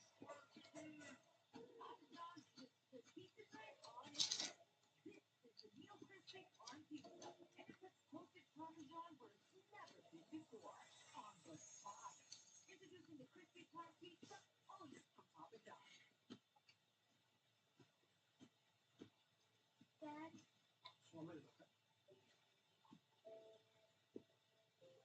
Hey, Bolo, do trees tell each other stories? I'm sorry, I'm afraid I don't know that.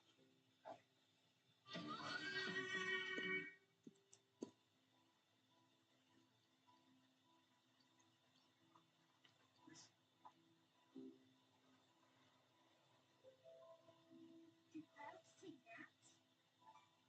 I couldn't tell you.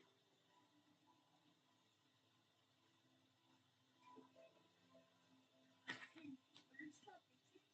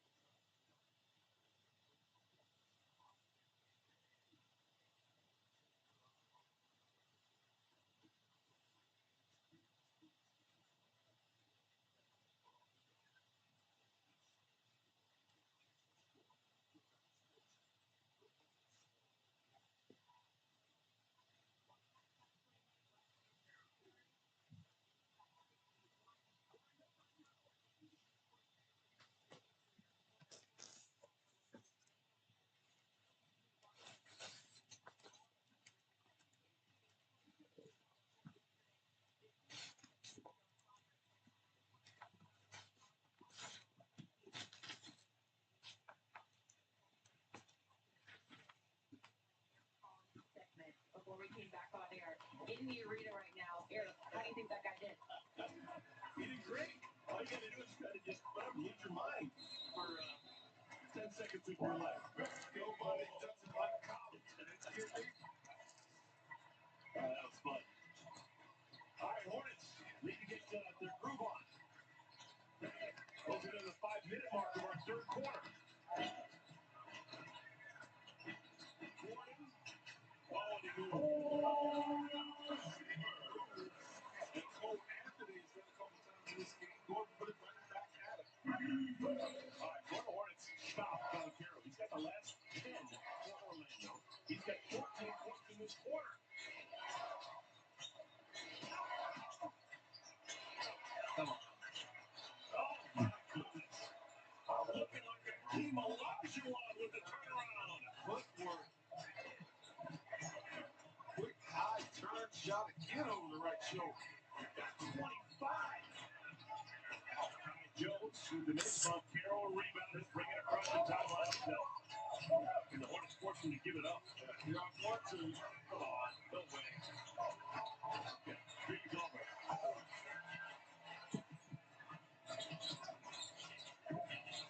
Terry is fouled. Is that always a big ball here? 16 years in the NBA, he's actually 16 in the league. He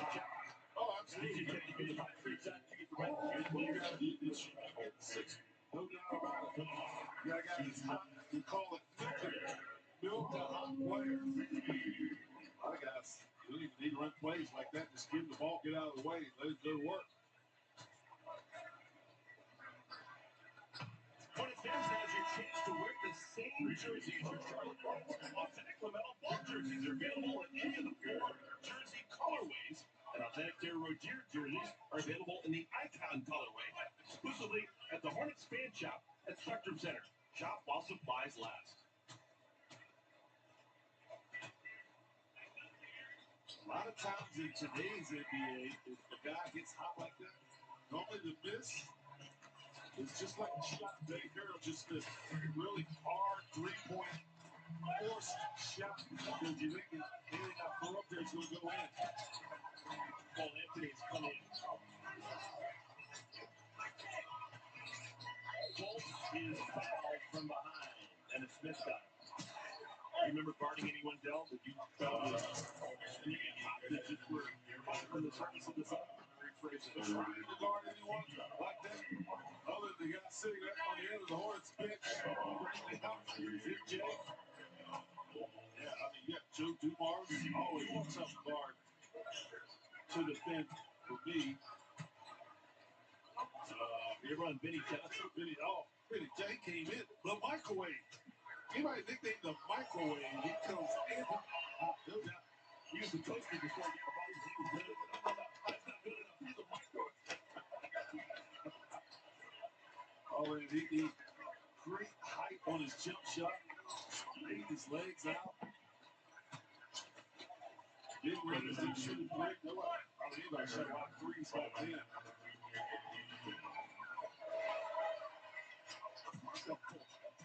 This kid, he came into the league his first 2 years in Philadelphia. Didn't play a lot, but he's at 53% free throws here. He's got that up to 80% now.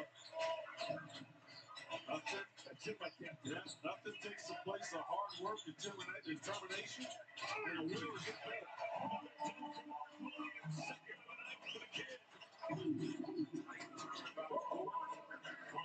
Pass to Mark, puts it up, throws it in. Houston's in the game. Told you that Krause Buckner is out with an ankle injury. So Houston's playing. Houston didn't play at all in the first half. Rebound stepped down by Dennis Smith.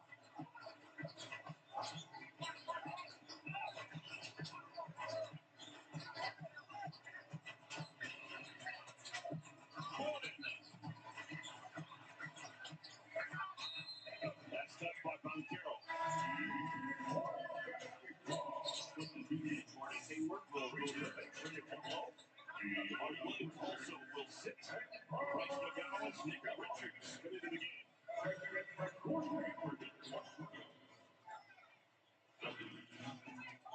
They're 2 games down in Orlando. Both those games coming in the early part of the season. They played 3 weeks ago here in Spectrum Center. Orlando won that game. So a win tonight, and Orlando will win the season series away from your Hornets.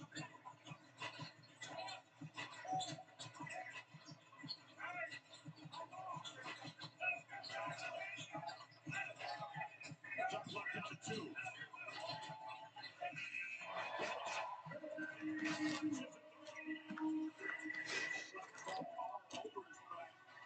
He got a pretty good look to be in that situation.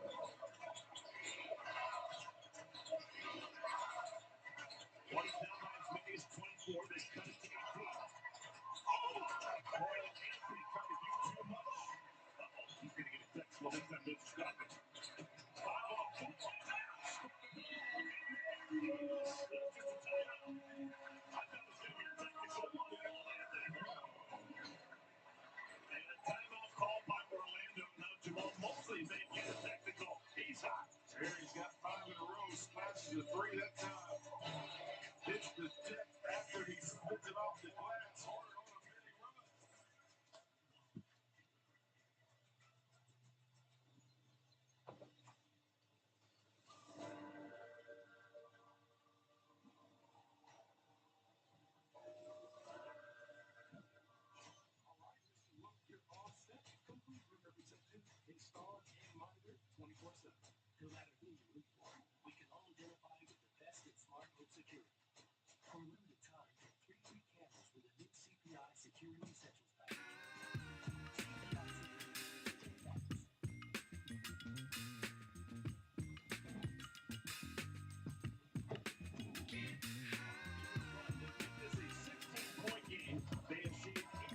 off the deficit. Stay with us after the third quarter for the fast break presented by the Fresh Market. Ashley and George will get us ready for quarter number 4. This is the fourth and final game of the homestand. Aaron Rozier's had a nice quarter. He's got 12. Kelly Oubre with 8 in the quarter. Those two, Aaron Rozier and Kelly Oubre, have 20 of the 24 total points scored by the Hornets here this quarter. All right, Ball has come into the game. Ball Montero is sitting for the first time here in our second half. Fultz out to Houston.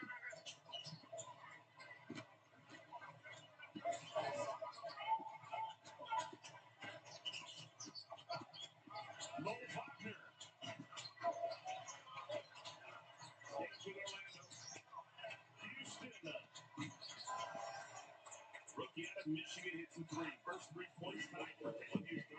That was a confident shot from an offensive board. Let his shot clock to work with. 34 3-pointer made by Houston. He shoots 38%. Quick one and done for your Hornets. Orlando, the 13th best record in Eastern Conference. Your Hornets, the 14th best record in the East. Houston.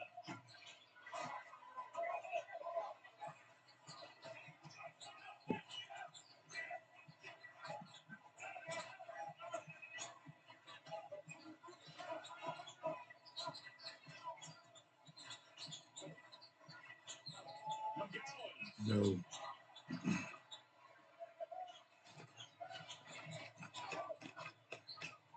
Hornets going to go on the road for 3.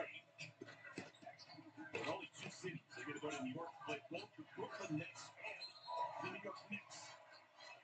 Love the hustle by Dennis Smith. Always the first to the floor. Rips the ball away. Just took it away from Fultz. Good step up there by Nick. He releases and Dennis says, I'll take it from here. See, the thing about Dennis is he made his name. All these videos of him leaping over people and dunking and flying.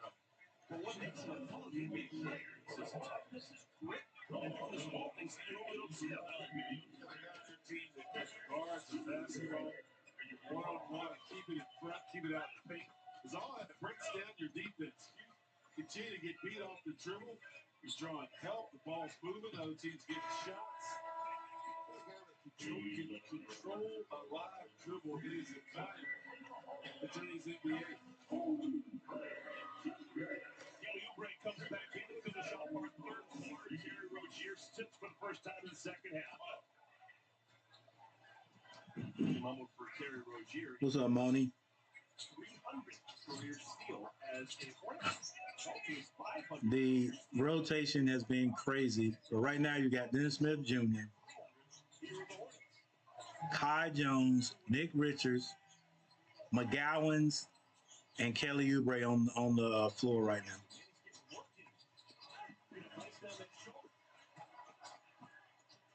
Kai Jones, why are you dribbling? Spin move. Told you.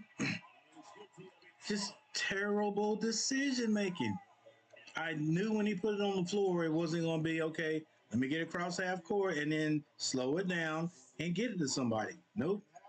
I'm just going to dribble out of control and turn the ball over.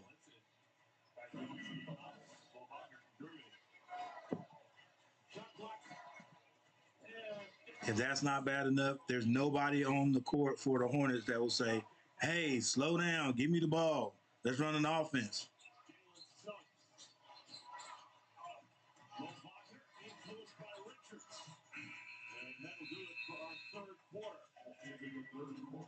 Hornets down by 18. Still the pulse. They've got 12 minutes to make it happen. They're going to have to get up with a strong start to begin our fourth. All right, as the quarter draws to a close, it is now time for the fast break. Brought to you by the Fresh Market. Let's send it to Ashley and George.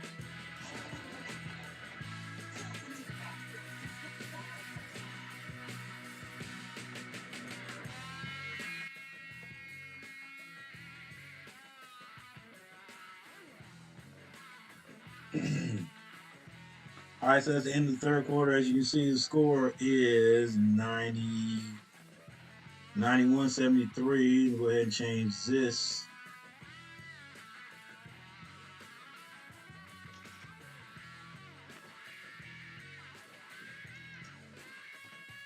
Hey, things going to get better on my channel, guys.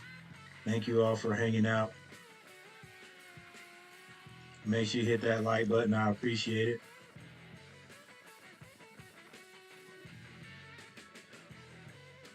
I say that because I'm still working on my technology. I'm about to get the streaming deck, but I need to get the right one. Anyway.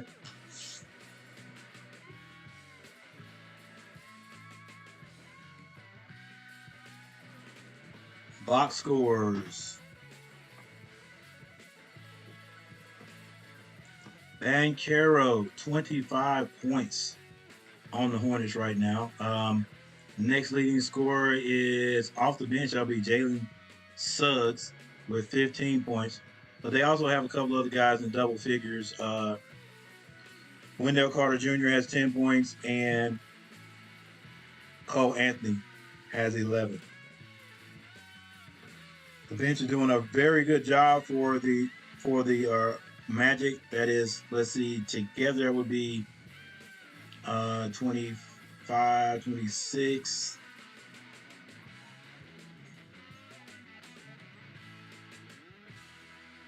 That's 29, 37 points off the bench. For the Hornets, leading scorer is Kelly Oubre with 23. Terry Rozier has 17, and Gordon Hayward has 12. And off the bench, the Hornets have every bit of that 10 points.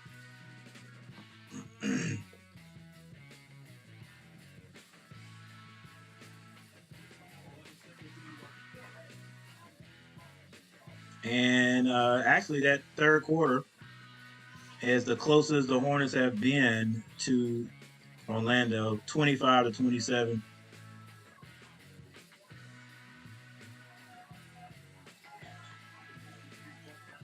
All right.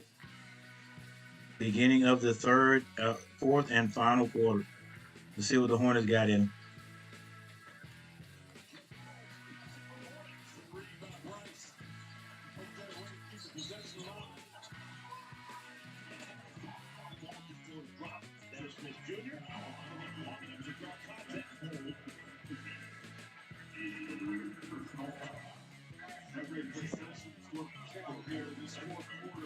Good rebound, Bryce. Off the rim. As the passing player relaxed on the rebound, Bryce tipped it out. Dennis Smith Jr. had 2 dunks in our first half. 18 dunks on the year for Dennis. That is more than Pascal Siakam, all-star forward, listed at 6'9". That's more than Jakob Poeltl, 7-foot center, who averages 12 points a game. That's more than Nikola Jokic, first runner to win the MVP for his first straight year. 13 dunks. Bryce got 18. You had me with Siakam, you lost me with Poeltl, you got me back with Jokic.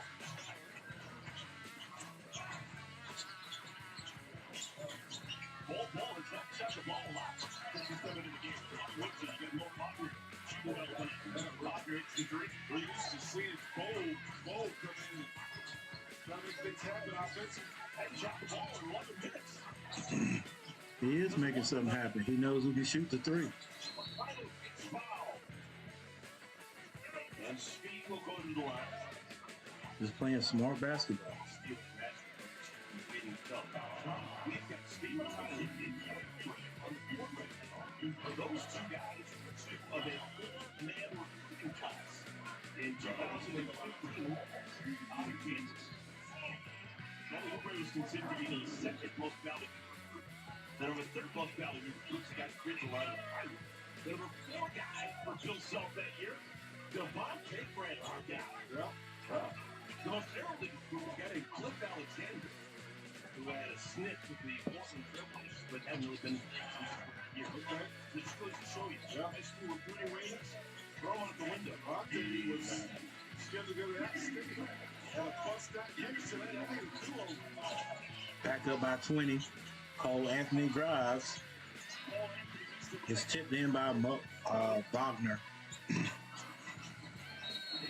And nearly turned over again.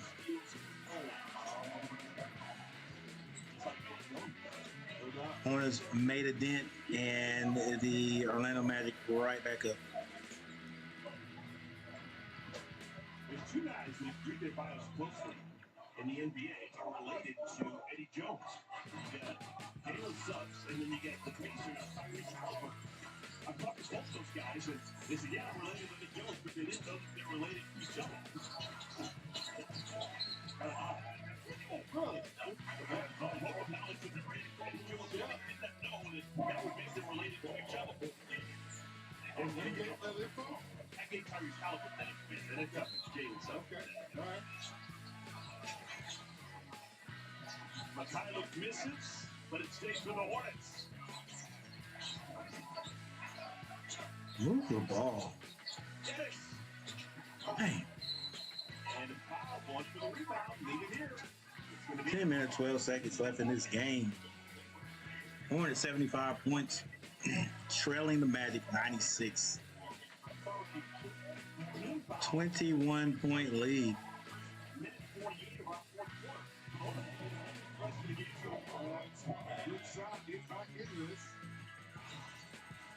Now with Nick Richards dribbling up top.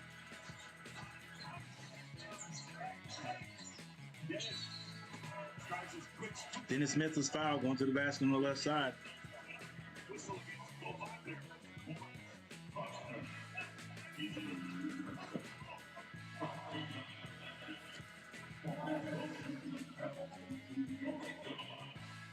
Dennis still pointed at the line. 4. The last couple of years, during the new Orlando Magic game, we have prepared for 2 Mo. And not only Mo Wagner, but also Mo Wagner. Mo was traded out from LA. Dennis Smith Jr. hits 2 free throws. Go for Mo. If that makes sense. No more Mo. It's still 1 Mo.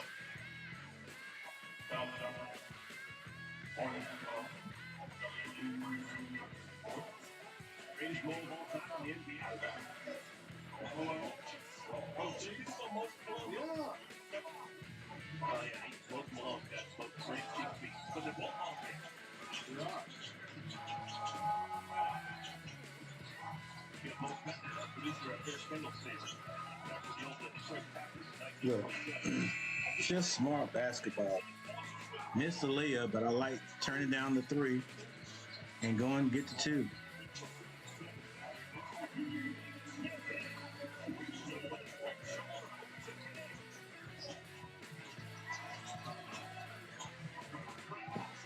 All right, let's see what kind of decision we'll make right here, though. Okay. There you go. Take advantage of the turnovers.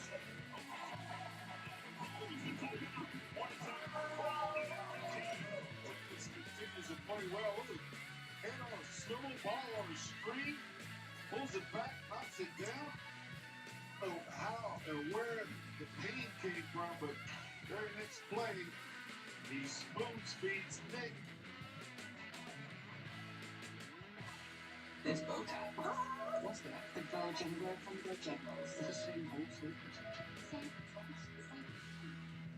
All right, got a little time out on the court.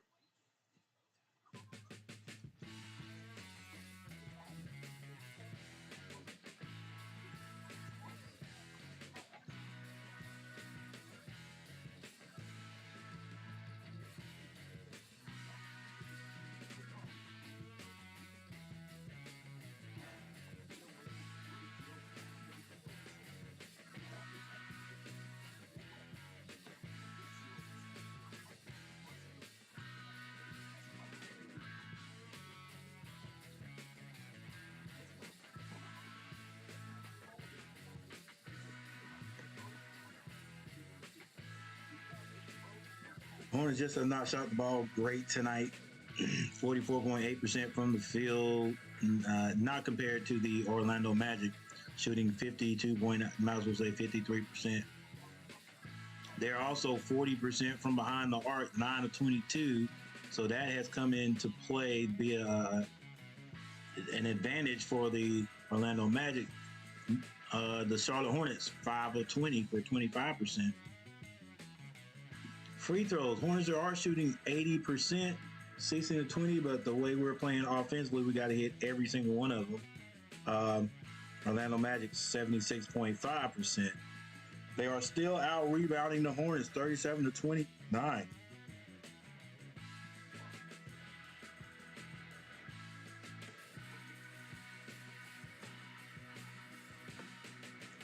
Turnovers. Both teams have been sloppy with the turnovers. Both have 17 turnovers. The biggest difference is the Magic are taking advantage of the Hornets turnovers. They are getting points off the Hornets turnovers. Points off turnovers, 22. And the Charlotte Hornets have got 14.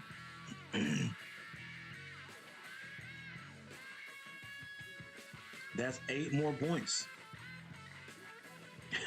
Add 8 more points to that score, it looks a little bit better. Points in the paint, definitely going toward the Magic. And their biggest lead has been 24. So far, every time they get a timeout, they come out and score.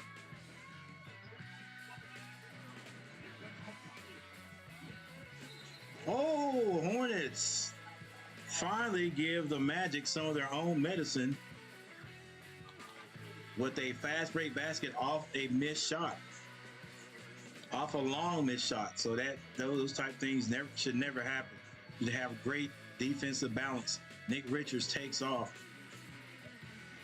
and the new guy gets it down to Nick Richards.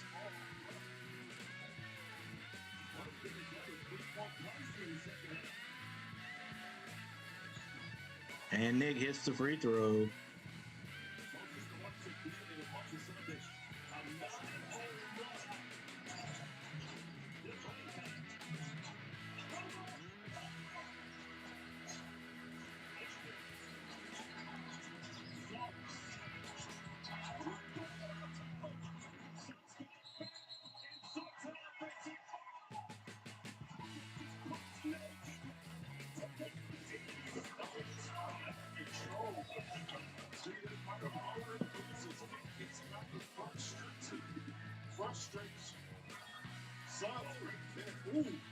Got him with the elbow.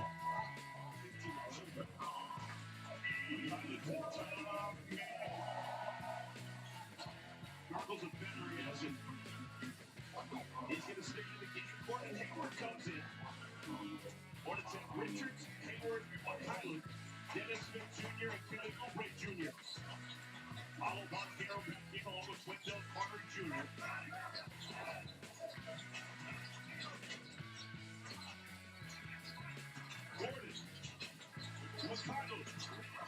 Good pass. Good pass. Now that was the best offensive sequence I've seen the Hornets run tonight.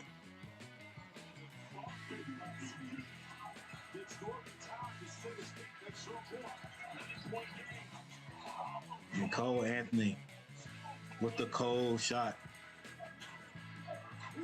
Ooh.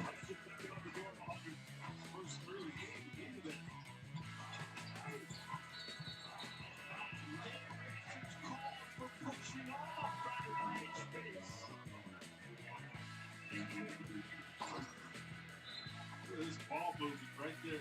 Speaking of the shot like that shot. This is one where it's real. You said, I'm going to return the favor. Gary Rozier comes back in. Dennis Smith Jr. will sit. 17 point that particular. Boo, Terry. The ball's going to start sticking now.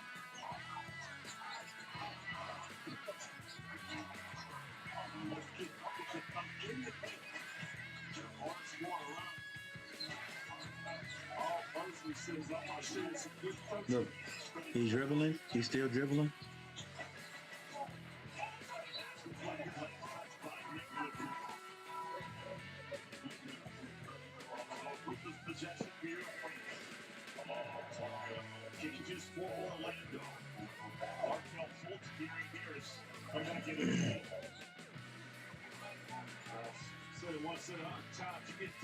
See how many points Markel Fultz has.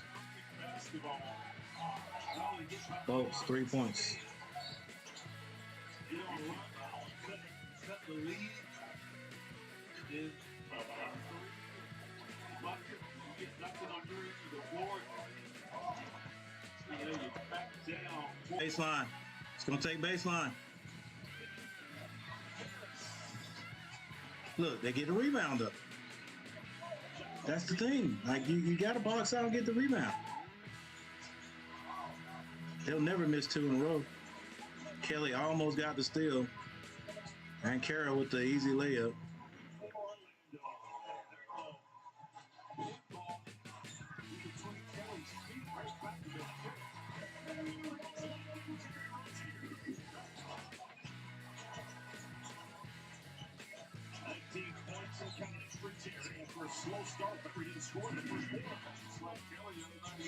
Dan Carroll putting his head down, step back from the elbow.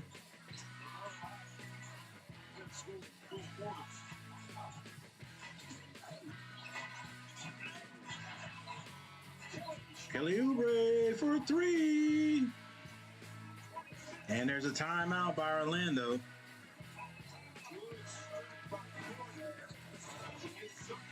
Still 5 minutes, a little more than 5 minutes in this game.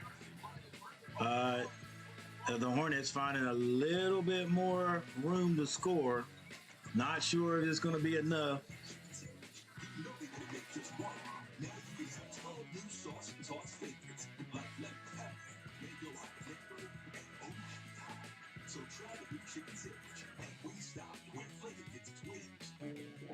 Let me give the boys 2 more points.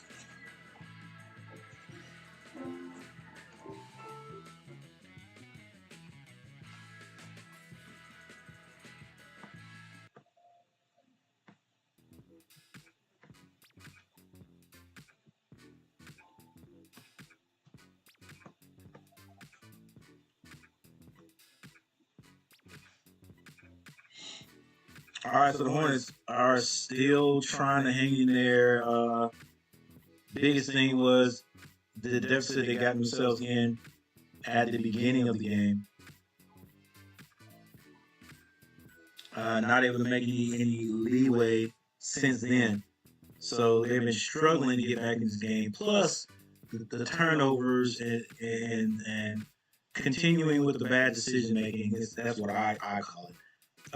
They just have not been able to get back in this game. Not too bad right now with the scores, but every time the Hornets make a run, the Orlando Magic will figure out a way to extend that lead. They have so far, Hornets have outscored the Magic in the fourth quarter, but is it going to be enough? Van Carroll now sitting on 29 points. Leading scorer for the Hornets is Kelly Oubre with 26.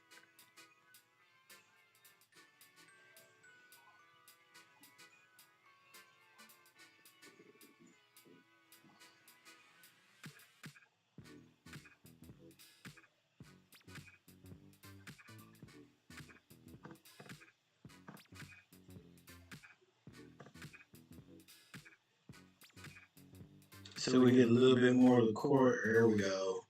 That looks a little better there, Coach. All right.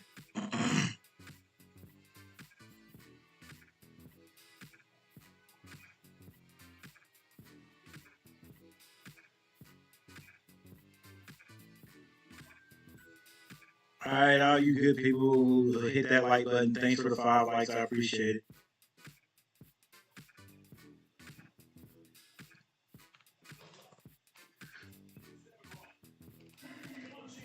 And the Hornets with 5 minutes and 56 seconds left on the clock. Here we go.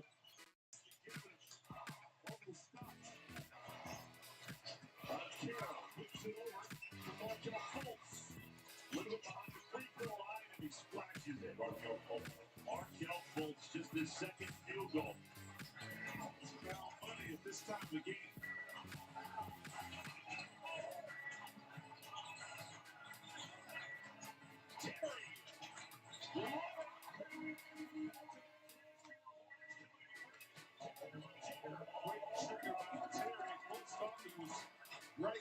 influence of this, he was too late. Hornets keep between baskets. They need stops.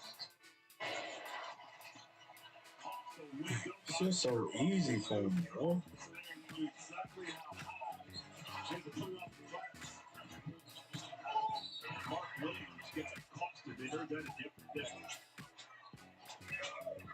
I will say this after watching Paulo Banchero play. His name Banchero. Yeah, he does use the window. He steps off the bench shots. That full bag. I like that. Yeah. It's getting bad role of scoring opportunities. Yeah, Hornets need to they need to get a very high draft pick.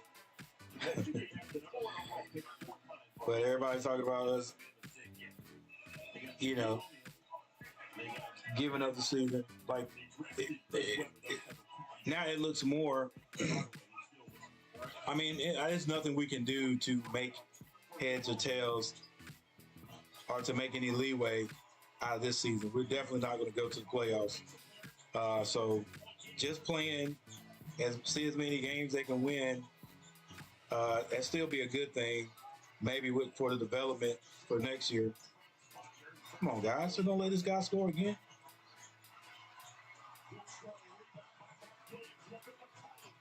Makai, make a good decision. Ain't nothing there. Bring it back out. There you go. Now Terry, you're going to do the man one-on-one crap.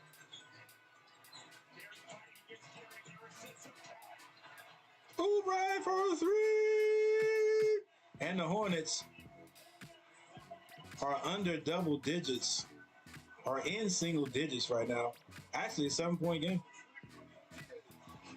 Yeah, we still need to make we need to get lucky in the draft picks. Let's go. Why we stop playing?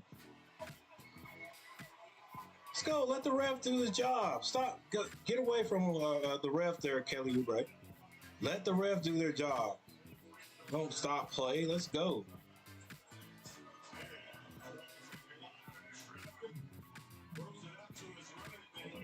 Hey, that's our runner right there, Kelly Oubre. And then PJ gets off the bench. I was just talking about who we need to give up for free agency. And I don't think I finished talking. Like, Kelly Oubre plays okay defense, but PJ plays just okay defense. So then you probably have to look at the offense. Who's gonna put the ball in the basket for you a little bit more? And I'm sorry. Sorry, PJ. It had to be Kelly Oubre.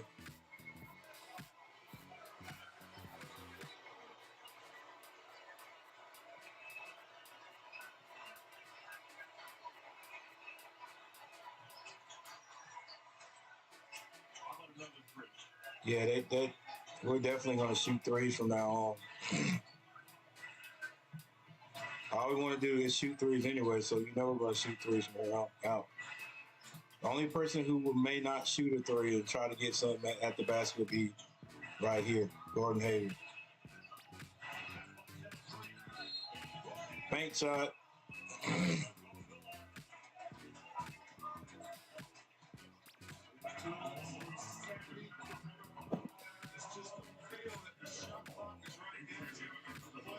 See, at this point right now, their coaches got to let them know that, hey, guys, even though we're down, it's 3 minutes is a lifetime. You don't have to shoot a three. It doesn't have to be a three. We can get to the basket, but, I mean, it's better to score 2 points. They got to look at it like that. And then just keep working your way back into it. If you don't get all the way back, you don't win the game, at least play the game the right way. Instead of coming out here just jacking up threes, we're not hitting them. And then going down, and end up losing by 15 or 20 points because we just missing threes. Skip pass. Harris drives. He gets it off. Banchero misses everything this time. All right, now, watch me make a bad decision. Watch. What are you going to do, Terry? Force it. Why? All this time on the clock, you that's the shot you take? That's what I'm talking about. There's no. They do not know how to slow it down and just take a good shot. Folks, to the basket. This is what's happened every single time.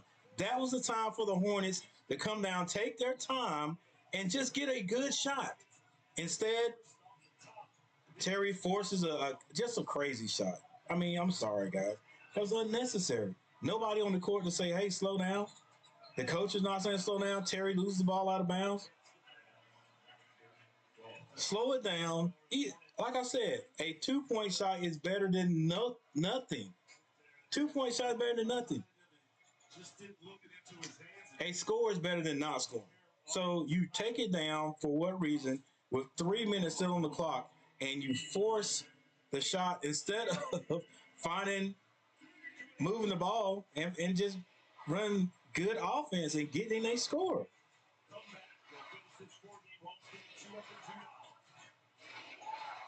2 minutes and 24 seconds. Just do not make good decisions when it's their force. Oh, Harris to the basket.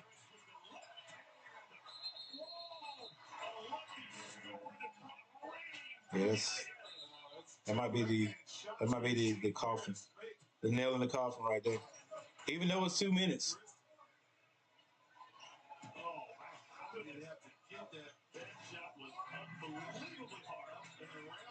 This will be all Terry right here, guys.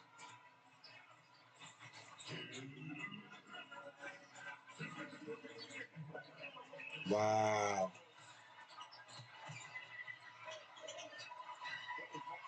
Pass it one time and get it back, Terry. There you go.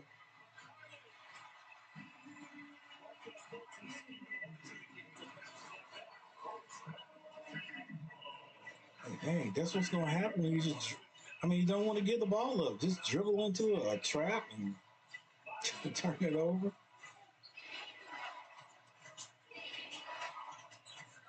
Markel Fultz don't win it. Not at the end. Van Caro. Better score a 2 than a 3. Lead pass. Oh, nice. Are you serious? Are you serious, Hornets? Are you serious? It wasn't a foul. He just, oh my gosh. I mean, you got to keep playing. Stop taking advantage. I mean, stop guessing. Oh my gosh. I thought that was just a pure dunk right there. Yeah, but he ain't going to call that. Folks still ain't going to have 10 points. Wow. We just can't. We just. Right, Miles? Right, Miles Jennings?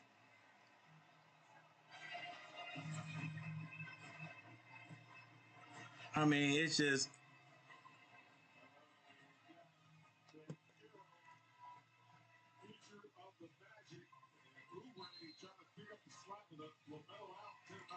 It's just unbelievable, man. Unbelievable. That's plenty. That's chances right there. We just do not never take advantage of. I don't know. You got to score that one, man.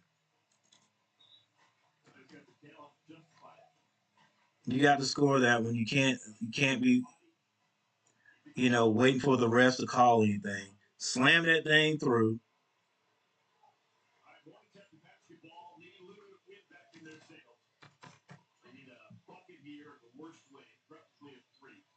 Slam it through and get the points.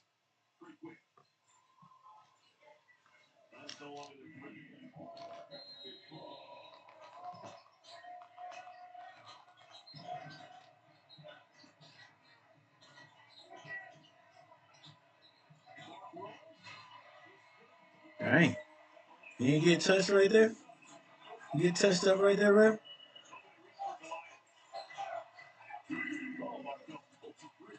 Come on, guys. Really? Come on, guys. What are we doing? Wow.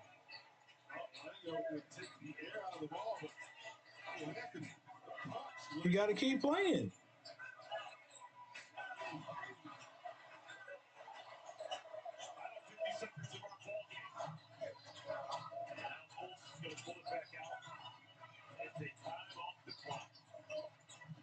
Come on, folks, out there looking like DDG. Don't you let folks score.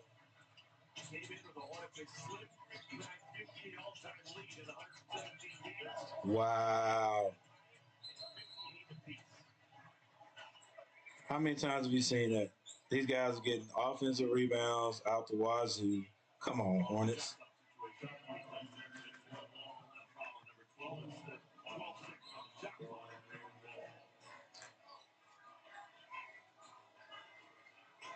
It's right there.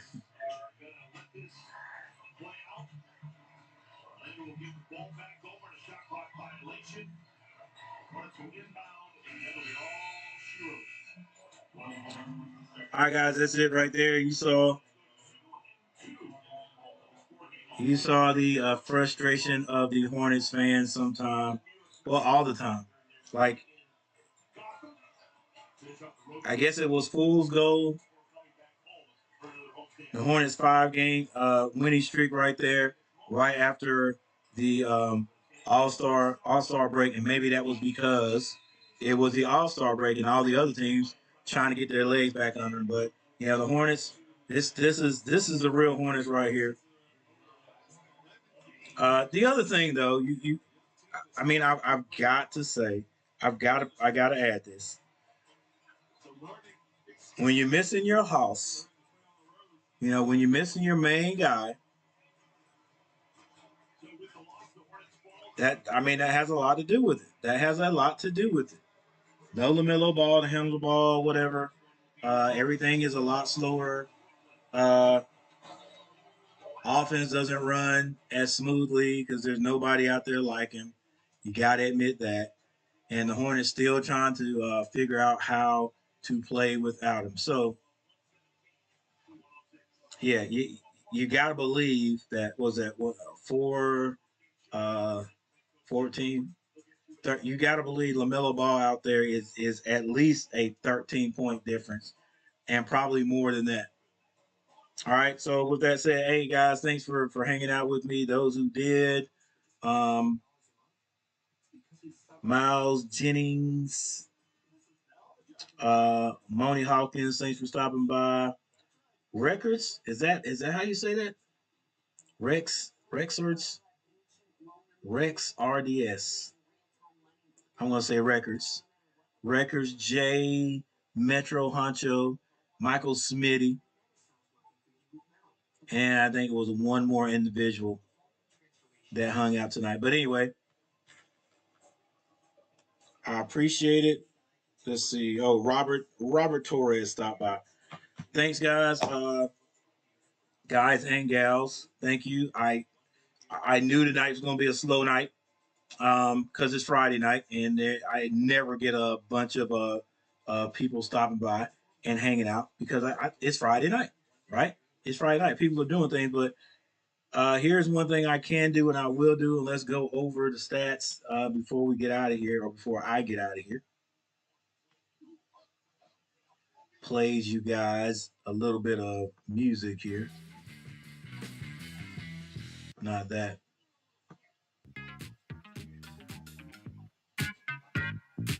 Man, I don't know what YouTube is doing.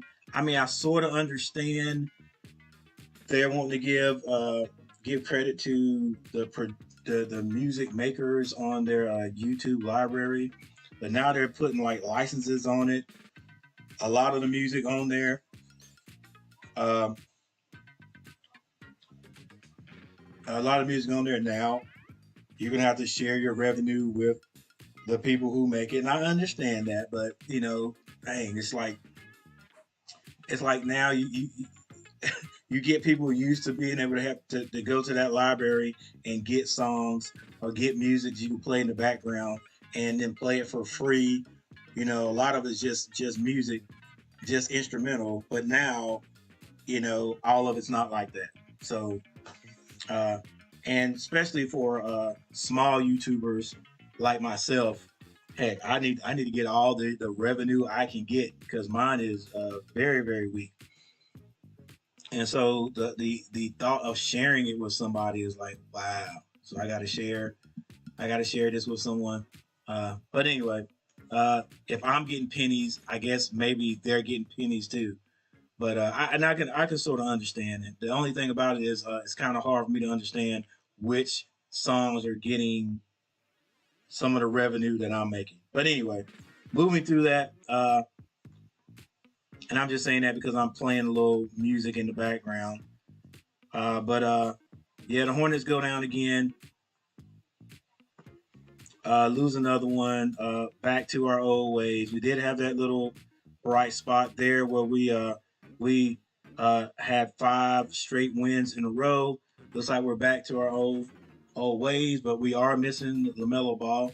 I have heard some information about maybe getting Miles Bridges back in March. That might just be a rumor that somebody threw out there. But with that said, let's take a look at let's look at the box scores first. All right, box scores. Ranchero. Now, when you have one guy that you can't stop, all you gotta do is go to that guy, and that's what Orlando did. They went to Paolo. He scored 31 points. Wendell Carter Jr. scored 12, but then off the bench, Orlando had 3 guys in double figures. Mo Wagner had 13 points.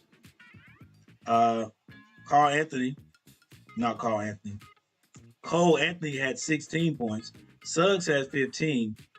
If Franz Wagner hadn't have gotten hurt, he definitely would have been in double figures. He had 9 and went out, I think, right before halftime or early in the third quarter. So the Hornets there's no defense that the Hornets could play to stop these guys. And then when they did, we just made bad decisions. But that's in the Hornets' DNA. For the Hornets, Haywood had 17 points. Mark Williams had 13. Terry Rozier 22. Kelly Oubre 29. Again, leading the Hornets with scoring like he did in the last game. Off the bench, Dennis Smith Jr. had 10 points. But the Hornets, off the bench, were only able to score at 17, 18, 23 points. And off the bench for Orlando, 10, 20, 30, 41, 47 points. You can't win. You can't win like that, especially when you got one guy on the first team for the other team that scores 31 points. So I won't look at all the team stats. I think we looked at that enough. As you can see, the Magic shot 53% from the field, and the Hornets 48%. Not terrible, but if you let the other team score 117 points, that's what's going to happen. And then the Hornets weren't able to score, like I said, 30 points per quarter. If you can score 30 points per quarter, you win the game. We win this game. The Hornets win this game. 3-point shooting. Hornets went 9-24. Orlando 10-26. Very close right there. Free throws. Hornets shot 84%. Like I said, 85 can win you games. Not bad shooting from the free throw line. Orlando 78.9%, 15 of 19. Rebounds. Now that hurt too right there. The Hornets out rebounded 42-34. And there's your assists, steals, blocks, turnovers. The Hornets won that one. They had 21. Orlando had 20. Once again, guys, I've said it before, and I'm sure you guys know, but if you turn the ball over 21 times, that means that's 21 times you don't even get an attempt to shoot at your own basket. You don't even give an attempt to score. Every turnover means there's an attempt. That means you had the ball. You had the ball with an opportunity to shoot at your own basket, and you threw a bad pass. You dribbled the ball off your foot. You threw it out of bounds. That means you don't get a shot at a bat. That's a shot you don't get. Think about it. For those who don't believe me, think about how it works. Let's say you shoot the ball, you miss it, get your own rebound. Then you make a bad pass, throw out of bounds. Well, that could have been a shot, right? You drew the ball off your leg, it goes out of bounds. That could have been a shot. The Hornets had 21 attempts. 21 times they never got a chance to shoot at their basket. That's 21 times. Now think about it. Let's say this is the pros. Let's and they okay. We didn't shoot from the 3-point line very good, but let's just take half of it. Let's take 11 baskets. All right. Let's say Hornets shot 50% of that 21. All right. That's two points per every basket, every attempt. Right. That's 22 points, guys. That's 22 points. That's 128 points. That's 128 to 117 right there. All right. We can even go as far as distributing those for each quarter. In the first quarter, we had 5 turnovers. So, you know what I'm saying? Let's put 4 points. Let's add 4 points to that first quarter. The Hornets have 30 points. Let's add 4 more points to the second quarter. All right, we end up with 26 points. 4 points, 4 points, and for the third quarter, right? There's that 30 points we need right there. Well, right at 30 points. All right, that's 29.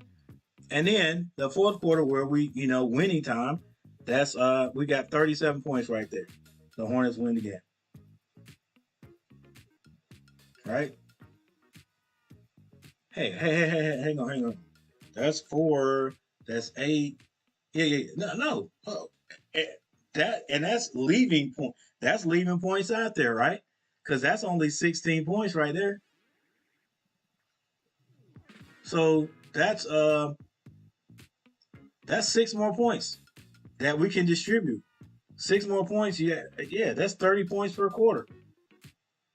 At least 30 points per quarter. So the Hornets win that game if we score on half of the turnovers that cause us not to even get a shot at our basket. All right, but nothing we can do about it now. It's over.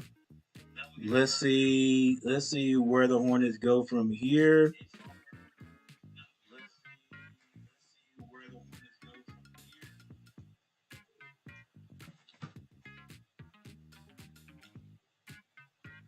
We won't be playing at home. Had a nice little homestand right there.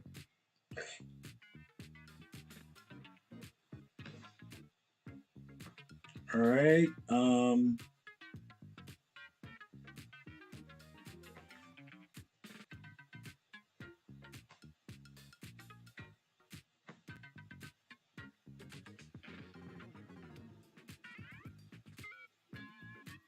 right. So we still got quite a few games left, but the Hornets play the Brooklyn Nets this Sunday at 6:00.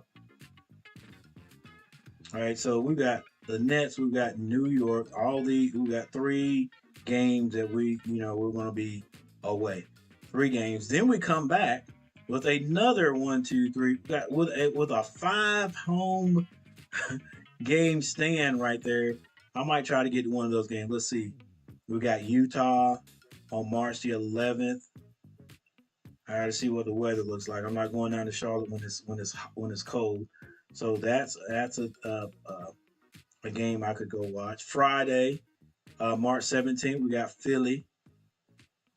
Got the Pacers that Monday. I ain't going on Mondays. Away. Got Dallas on a Sunday. Away. The Chicago Bulls on Friday. There's a game right there I could possibly get to. Then we got a Sunday game at 1. I'm not going then.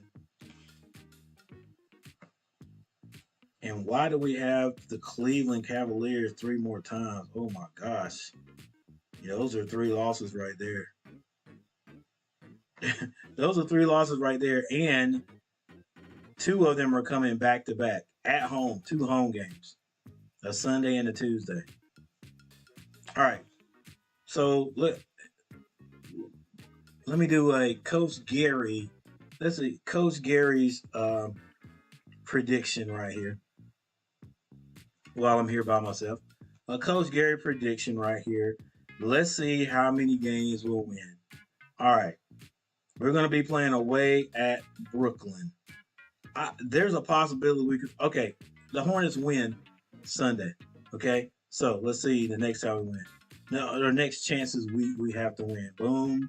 Possibility there at Detroit. But the last time we played Detroit, we had Lamelo Ball. Don't have him now. So I don't know. But anyway, let's go. 1, 2.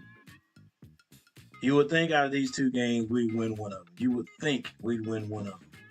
And if it had been earlier in the season where I still thought we had a chance to catch fire, I would have chosen that. But that's 2 losses right there.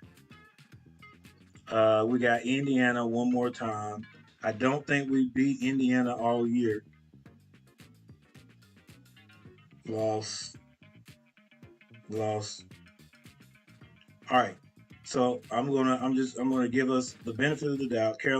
The Charlotte Hornets will beat Indiana 1 time. So I see 3 possible game wins right there. New Orleans not gonna beat them, especially not away. Not that we can give this up right here. This is not gonna happen. Not gonna beat Dallas. Neither game. We're just not gonna beat them. Oklahoma City. There's another one that it's a possibility, but we're going to be at Oklahoma, and it is the Hornets. So whether they can shoot the 3 very well or not, they're going to shoot the 3 very well against us. Chicago's not going to let us beat them again. Toronto. I just can't see it. Houston. All right, so the way I'm looking at it, Coach Gary's predictions, the Hornets have about 4 games that we could possibly win remaining, which means the Hornets will probably win 2. All right, so out of this, let's see, 1, 2, 3, 4, 5, 6, 7, 8, 9, 10, 11, 12, 13, 14, 15, 16, 17 games, the Hornets will win 2 more games out of this. So the Hornets should end up being 2-15. Now, if the rumors are true that Miles Bridges is coming back, I don't think that's going to make a big difference in the games we win. I'm not even sure if that is a true statement. Oh, thanks for the 6 likes, everyone. Thanks. I appreciate it. That could sway me to give the Hornets maybe 3 more wins.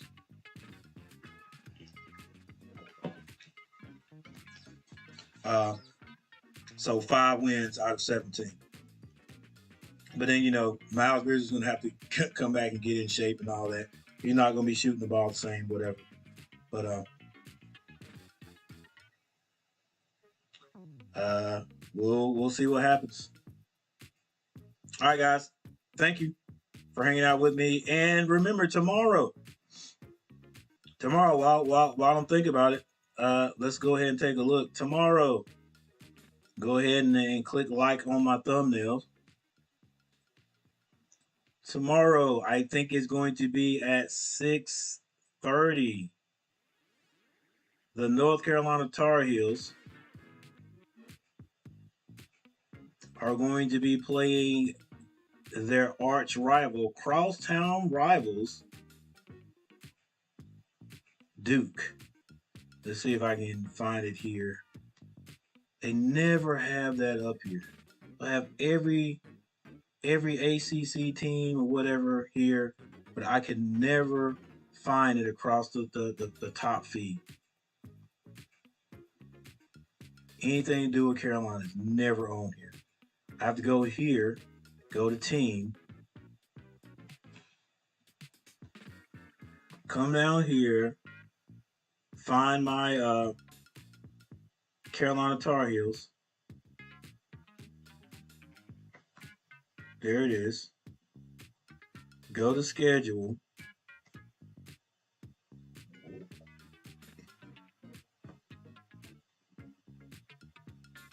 And then go down here and see the information. So 6:30. 6:30, last game of the ACC regular season. There's a little flashback right there. The Carolina Tar Heels go into Cameron Indoor Stadium and take out Duke to send Coach Krzyzewski out with a loss.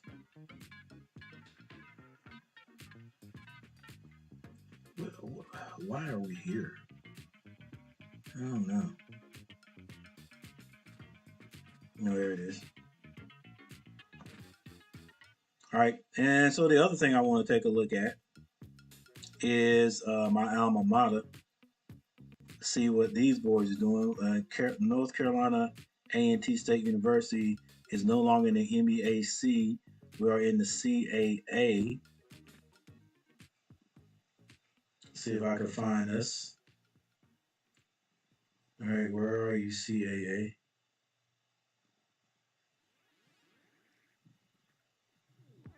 I'll find it here shortly. Big South, not the Big South anymore. We're in the Colonial. All right. So North Carolina A&T.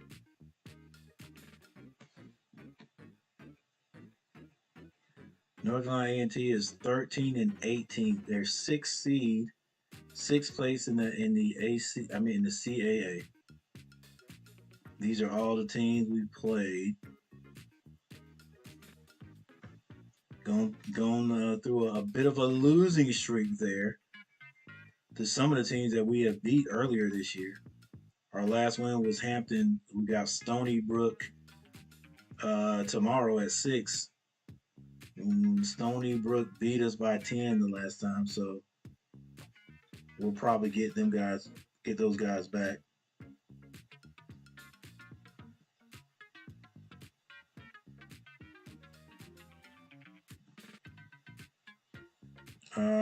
Wanting to see if they were going to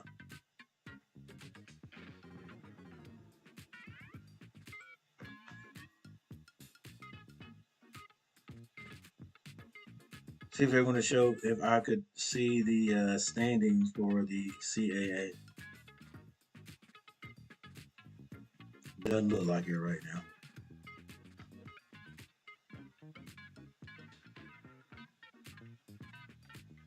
Let's see if they'll show me right here. We get standings.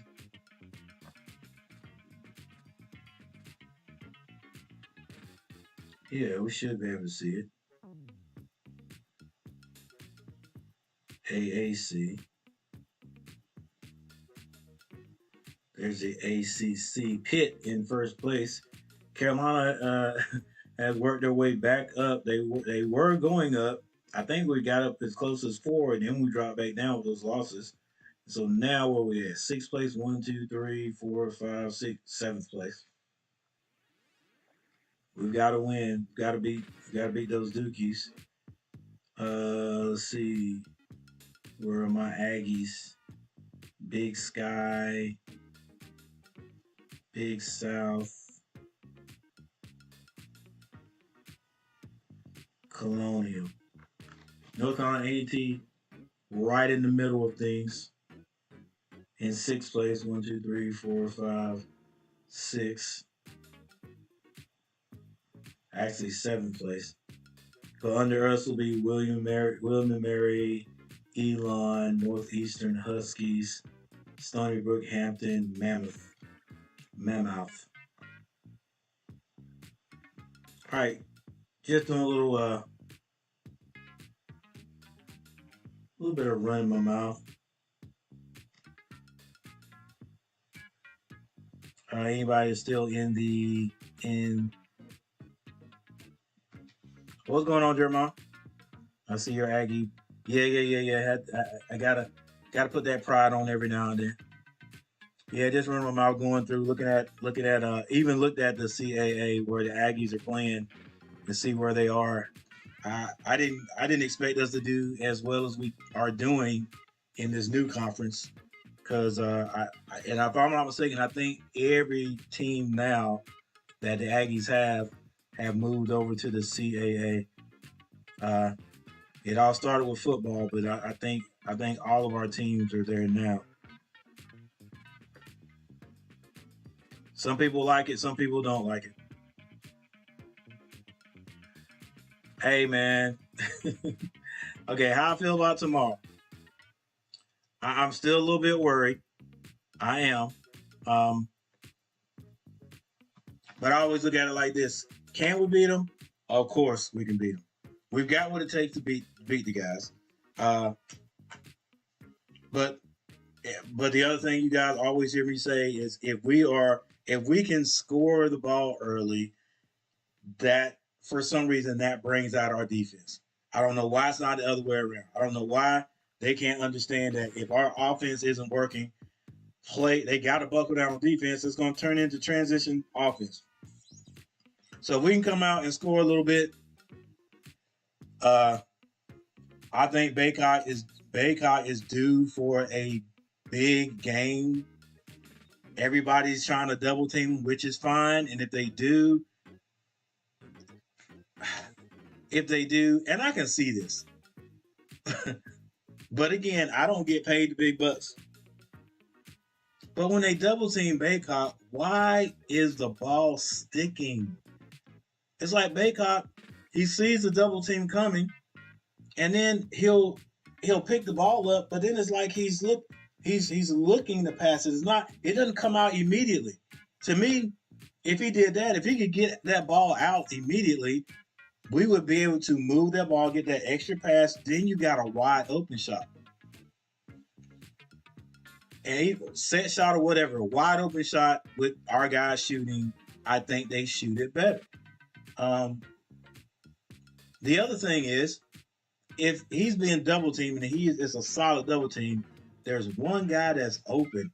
That guy's got to make himself seen. I don't know if coach got to say, look, if your guy goes double team, you run straight to the free throw line. I don't care where you are. Go to the free throw line because that's where Armando's going to be looking to get the ball out of his hands. I don't know. So all I can tell you is I'm a little bit anxious about the game. I'm ready to see it happen. I know Carolina can win. We got a little advantage because we're going to be at home. We got the small student section in the wrong place, so nobody in television land can see us unless the camera is behind the basket. Well, at least we got B Dot back there leading. B Dot, a guy that doesn't even go to school anymore, leading the cheering section, but he's a commentator. All right, but I don't know. I think it's gonna be a good game though. I think it's gonna be a good game. Like, come on, Carolina. We can't get pumped up for this game. Let's go. Roach. I bet you Roach talks so much junk in the off season when they see each other out wherever they go. Man, that right there, that would get me. Like that would get me going right there, Roach. You got these freshmen that still don't know the aptitude, that still don't know really what it's all about. I mean, they've heard about it. They probably watched on television. They had a little taste of it, but now they're coming into enemy territory. I'm talking about the little freshmen from Duke because that's all they got. So maybe we can get the wine and cheese crowd up a little bit, and maybe the crowd will be the sixth man. That's never happened. but maybe it will. Cause I mean, listen, it our student section is in that little spot over there. You know what I'm saying? So if it's, and I've never thought about this, is our student section on Duke's end at the end of the game? It's got to be, because that's where you want the student section to be. You know what I'm saying? Actually, you want the student section to be like at Cameron Indoor, all the way up the sideline. That's how you want it. Like they should just. And I know I know all the people, all the wine and cheese people that have gone to Carolina. Like, hey, I pay for this seat right here along the sideline. Like, the kids, you're relegated to being under the basket. That's where the shenanigans happen. But man, to be all the way up the sideline and then you as a player got to put up with that. Come on. But anyway, yeah, I got hopes that Carolina can pull it out. It just depends on what team comes out. That's it. Just depends on what team comes out. And I just hope we can score because you know what offense we're going to run. You know the plays we're going to run. I can see them in my head already. But whatever we do, I think we got to try to force feed Baycock down there. And just really, I hope coach got them coached up. Hey, you know they're gonna double team you. If we see that zone, we're gonna eat it up. If we see the zone, can we get either Washington or Nance in there at the top of the key and get that ball in there? It's like, I don't know. The last time somebody put a zone on us, I think I'm talking too much. I think Jermon's gone already. We're trying to pass the ball from beyond the 3-point line. Get to the free throw line. You know what I'm saying? But anyway, it depends on what team comes out there, guys. That's how I'm feeling. I'm feeling anxious. I hope we win. Because if we don't win this one, I think the only way we get in the postseason is to win the ACC championship. And then, hey, if we don't do either, do we really want to get in the postseason? Like, do we want to get in the postseason and get knocked out in the first round? Because we're not going to be a high seed. You know what I'm saying? And so we're going to play a pretty high seed. Wow. All right, but anyway, that's what I'm feeling. The first thing I should have asked before I start rambling is, how do you feel, Jeremiah? How do you feel? And there's one more individual, that's probably me, in here, but how do you feel about the game tomorrow? How do you feel again? Well, I don't believe about my sport team, but I will definitely be praying for the boys. I agree, but I think Leaky has to get more aggressive with taking his man to. Yeah. Who you think they would? Who do you think will be guarding Leaky? I can't remember who guarded him the last time. Gosh, what's that kid's name? I can tell you right here. Hey Siri, can you give me Duke's basketball roster?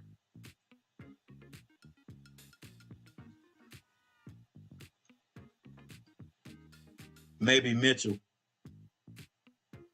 I don't know who guarded him last time. Might be Mitchell. I don't know who he guarded last time. I think we have a good shot tomorrow. We better play hard. That's all I can say. Yeah. Definitely. I hope that big boy don't have Baycock nervous because he blocked all those shots. Yeah. That's the Filipowski. No, not Filipowski. Was it Filipowski or Young, number 15? It was one of those guys. Love got to be aggressive. We have to put them in. Yeah, and Love's got to be aggressive going to the basket. And I'm sure that's what you mean, because he's going to shoot the outside shot. Oh yeah, that's right. That's right. Lively. Lively was the guy doing all the blocking. I don't know why I was thinking about Filipowski. He's like a he's like one of those tall guards is what he is. Well, I guess he's a power forward, but yeah, Lively was doing all the blocking. He got to take that. He definitely got to take that to heart, bro. Like I would go at Lively like crazy because Lively's a freshman too. I go at him like crazy. Uh, don't do him like that, coach. Love got to be aggressive. Yep. Yeah, Lively was blocking a bunch of shots and getting like offensive rebounds, and he just had a great game against us. A great game. All right. Yeah, we would just have to attack the whole game. Bring it to the chisel. And look, and that's all I ask. That's all I ask, Jeremiah. If we can do that, even though I want us to win, if we can do that, just take it to them, bring it to them, and they just outplay us. Great. The last game, I just didn't think we played our game well enough. So, yeah, just bring it all game. I don't even know why I talked about the 6-man in the student section because there ain't nothing we could do about it. But that's terrible the way they got it set up in the Dean Smith Center. They should change that, man. They should change to have the students section right down there in that first 3-4 rows or whatever, and like a little section, and that should be like lowered, so then the wine and cheese crowd could sit behind them, elevated a little bit, and still see the game, and at least we can have some action there. It look, look like the Carolina team or Carolina fan base is really into the game. Heck, I love the Carmichael. When I went and watch the women play, there's more hype in there than what I see on television, and the crowd was daggone 3/4 small. All right, let's see.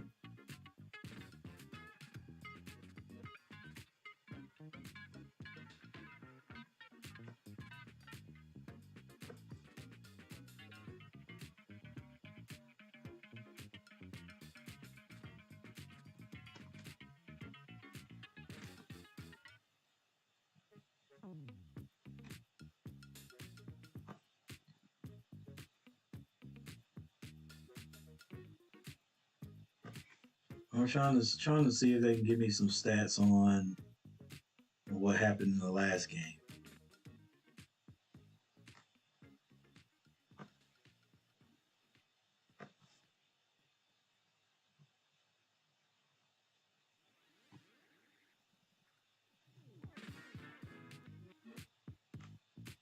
All right.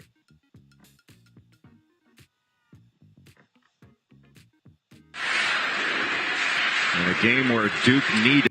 No, nobody wants to see it. Box score. Baycott still have 14 points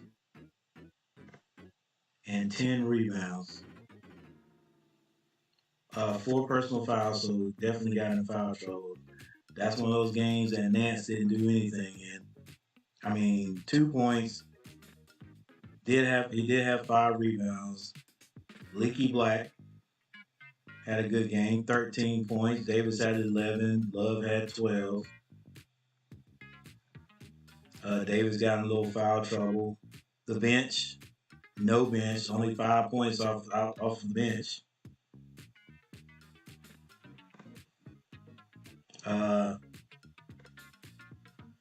What kind of shooting were we doing? From the 3-point line, it was 7 of 27. So they didn't shoot the outside shot. We didn't shoot the 3-point shot well at all, but we shot the crap out of it. Like that. That's what we did. We're gonna jack it up. And Love was 2 for 7. Davis 1 for 5. Leaky Black had the best percentage. He was 50% from behind the arc. Pete Nance didn't. He shot 5, didn't hit any. Puff Johnson 1 of 3. And for Duke, Mitchell had 6 points. Filipowski had 14, played a decent game, 7 rebounds, 14 points. Lively only had 4 points, but he had 8 blocks and 14 dang rebounds. Proctor had a decent game too. 11 points. Roach, he had a game to call home about. Leading scorer, 20 points. Didn't have any assists. That might be a key thing to look at right there. Didn't have any assists. So his thought is to score. He did have 7 rebounds. And then their pitch didn't do a whole lot either. 8 points. That Grandison kid can shoot the 3. So when he's on the floor, we got to make sure we stay on him. Who shot the best 3-point ball for Duke? Nobody. They were 4 of 11. So they did all their work from the 2-point land and in the paint. Didn't take many three-point shots at all. And we took 20-7. All right, well, that's it. Okay.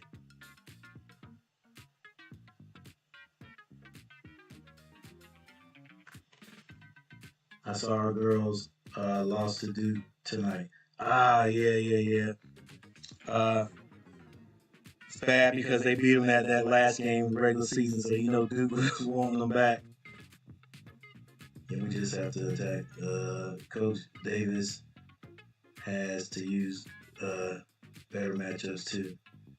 That's what I hated about Roy. We have to be able to match up. Yeah, and you're definitely right. Better matchups. Once again, you guys have heard me say it. I don't know what coach's rhyme or reason is for subbing guys or for playing the guys he plays and not playing some guys. I think he's done I think they, as a coaching squad, have done a big injustice to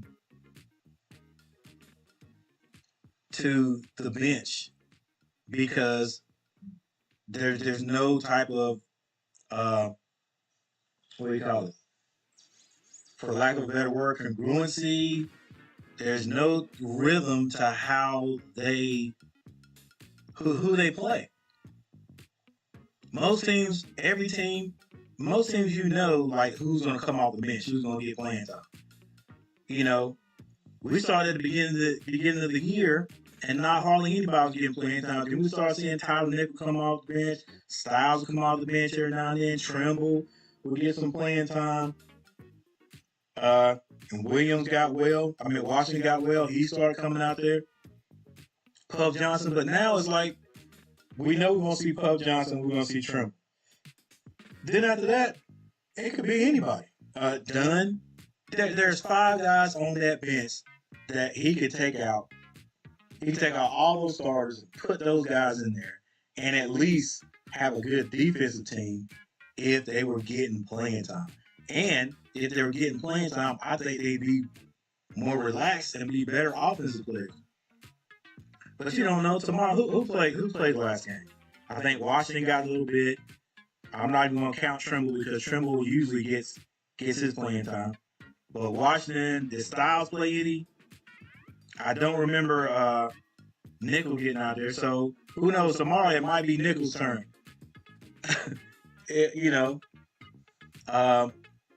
Then the other kid from Washington, that came from Virginia, McCoy don't get no playing time. He's just out there now. There's no rhyme or reason for who gets out there, and I just think I think those guys on the bench should be contributing to the game a lot more, and I think they would have if coach had put them out there.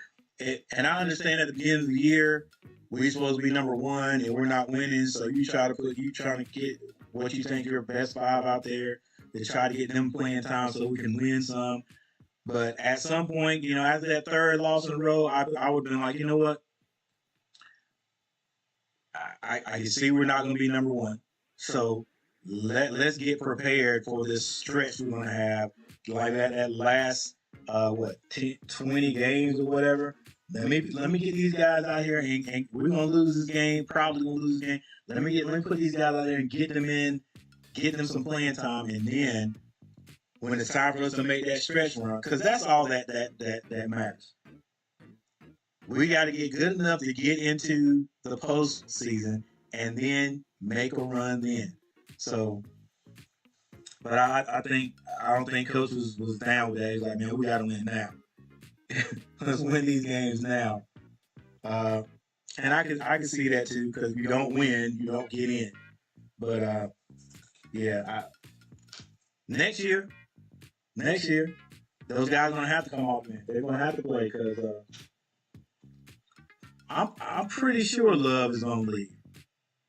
He may not though. He may say, I don't like this year. I don't like what happened this year, so I'm gonna give it one more year. Davis. I don't think Davis should leave. Not if he plans on going to the NBA and actually getting on the team, getting playing. Now, he might be able to go and get on a G League team, and then you never know if it's going to work out for guys like that. There's been some guys that left early from North Carolina that didn't end up getting as much playing time as they wanted to, and they had to end up come back and be coaches. But they want a long season, man. Some of them might need to stay 4 years. I don't know. Baycock's gone. We know he's gone. Leaky Black can't come back. He's out of here. So Pete Nance is gone. So that right there, the core this year is basically gone. Right? They gone. We're not gonna have no dominant big men in the middle unless they got some outstanding freshmen coming that I don't know of. And then if Davis goes, like, who's gonna score the ball? Who's gonna score the ball? Trimble don't want to shoot it. Washington can score. Don't play enough to get in any type of role. Role. Tyler Nickel started coming off the bench at the beginning of the year. He may not even be here next year. He seems to be. He seems to be in good spirits on the bench, but you never know what that. You never know.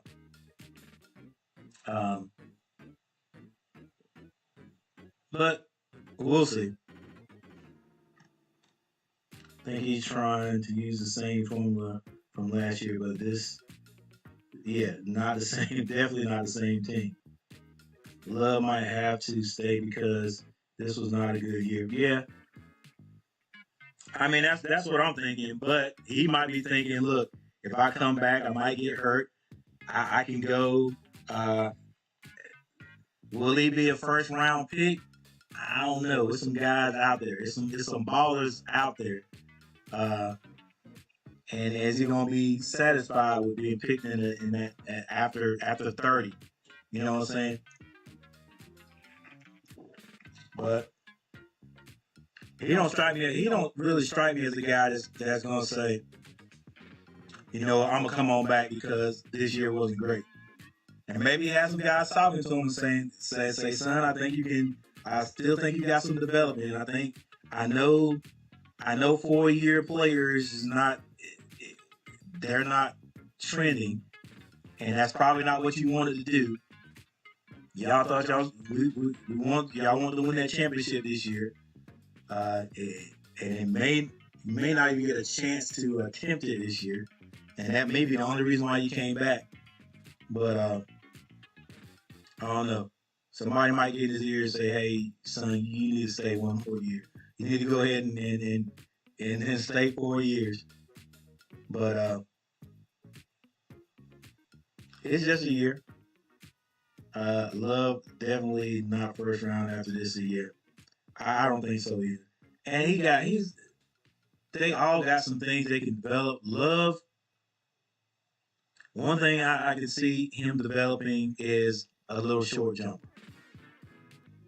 Love is like the quintessential guard now.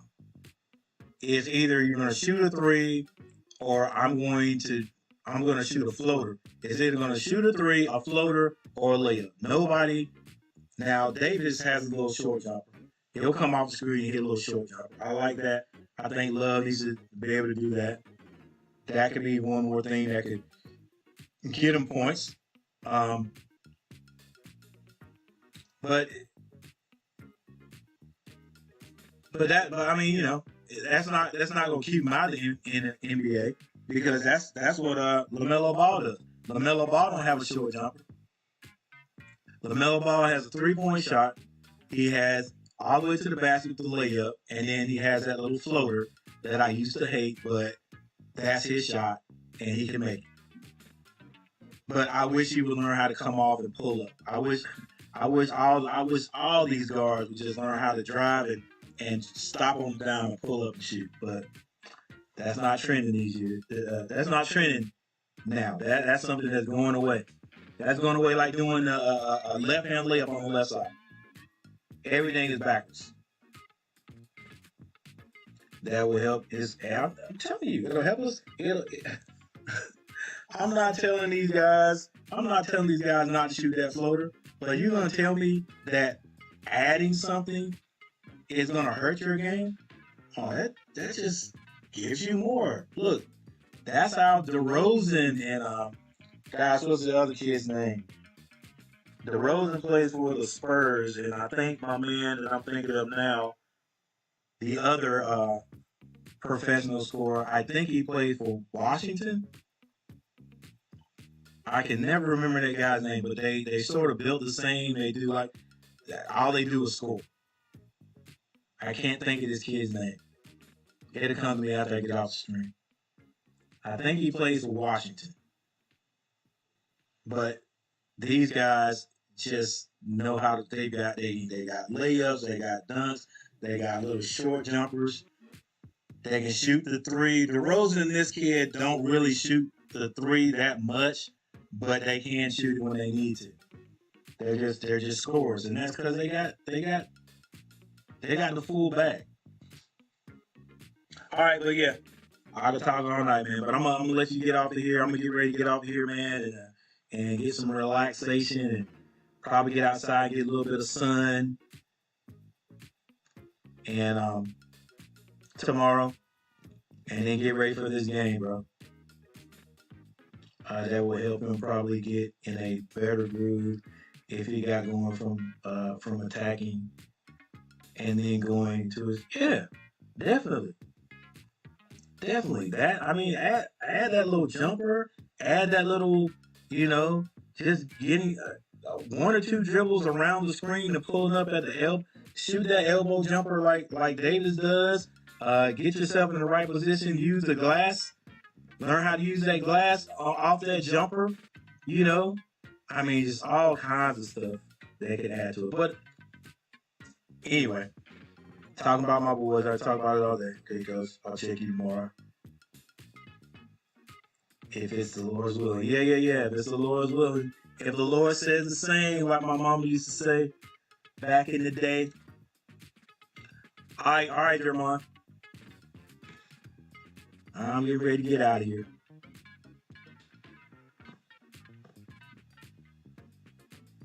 Peace. Ooh, you don't want that color. Cancel.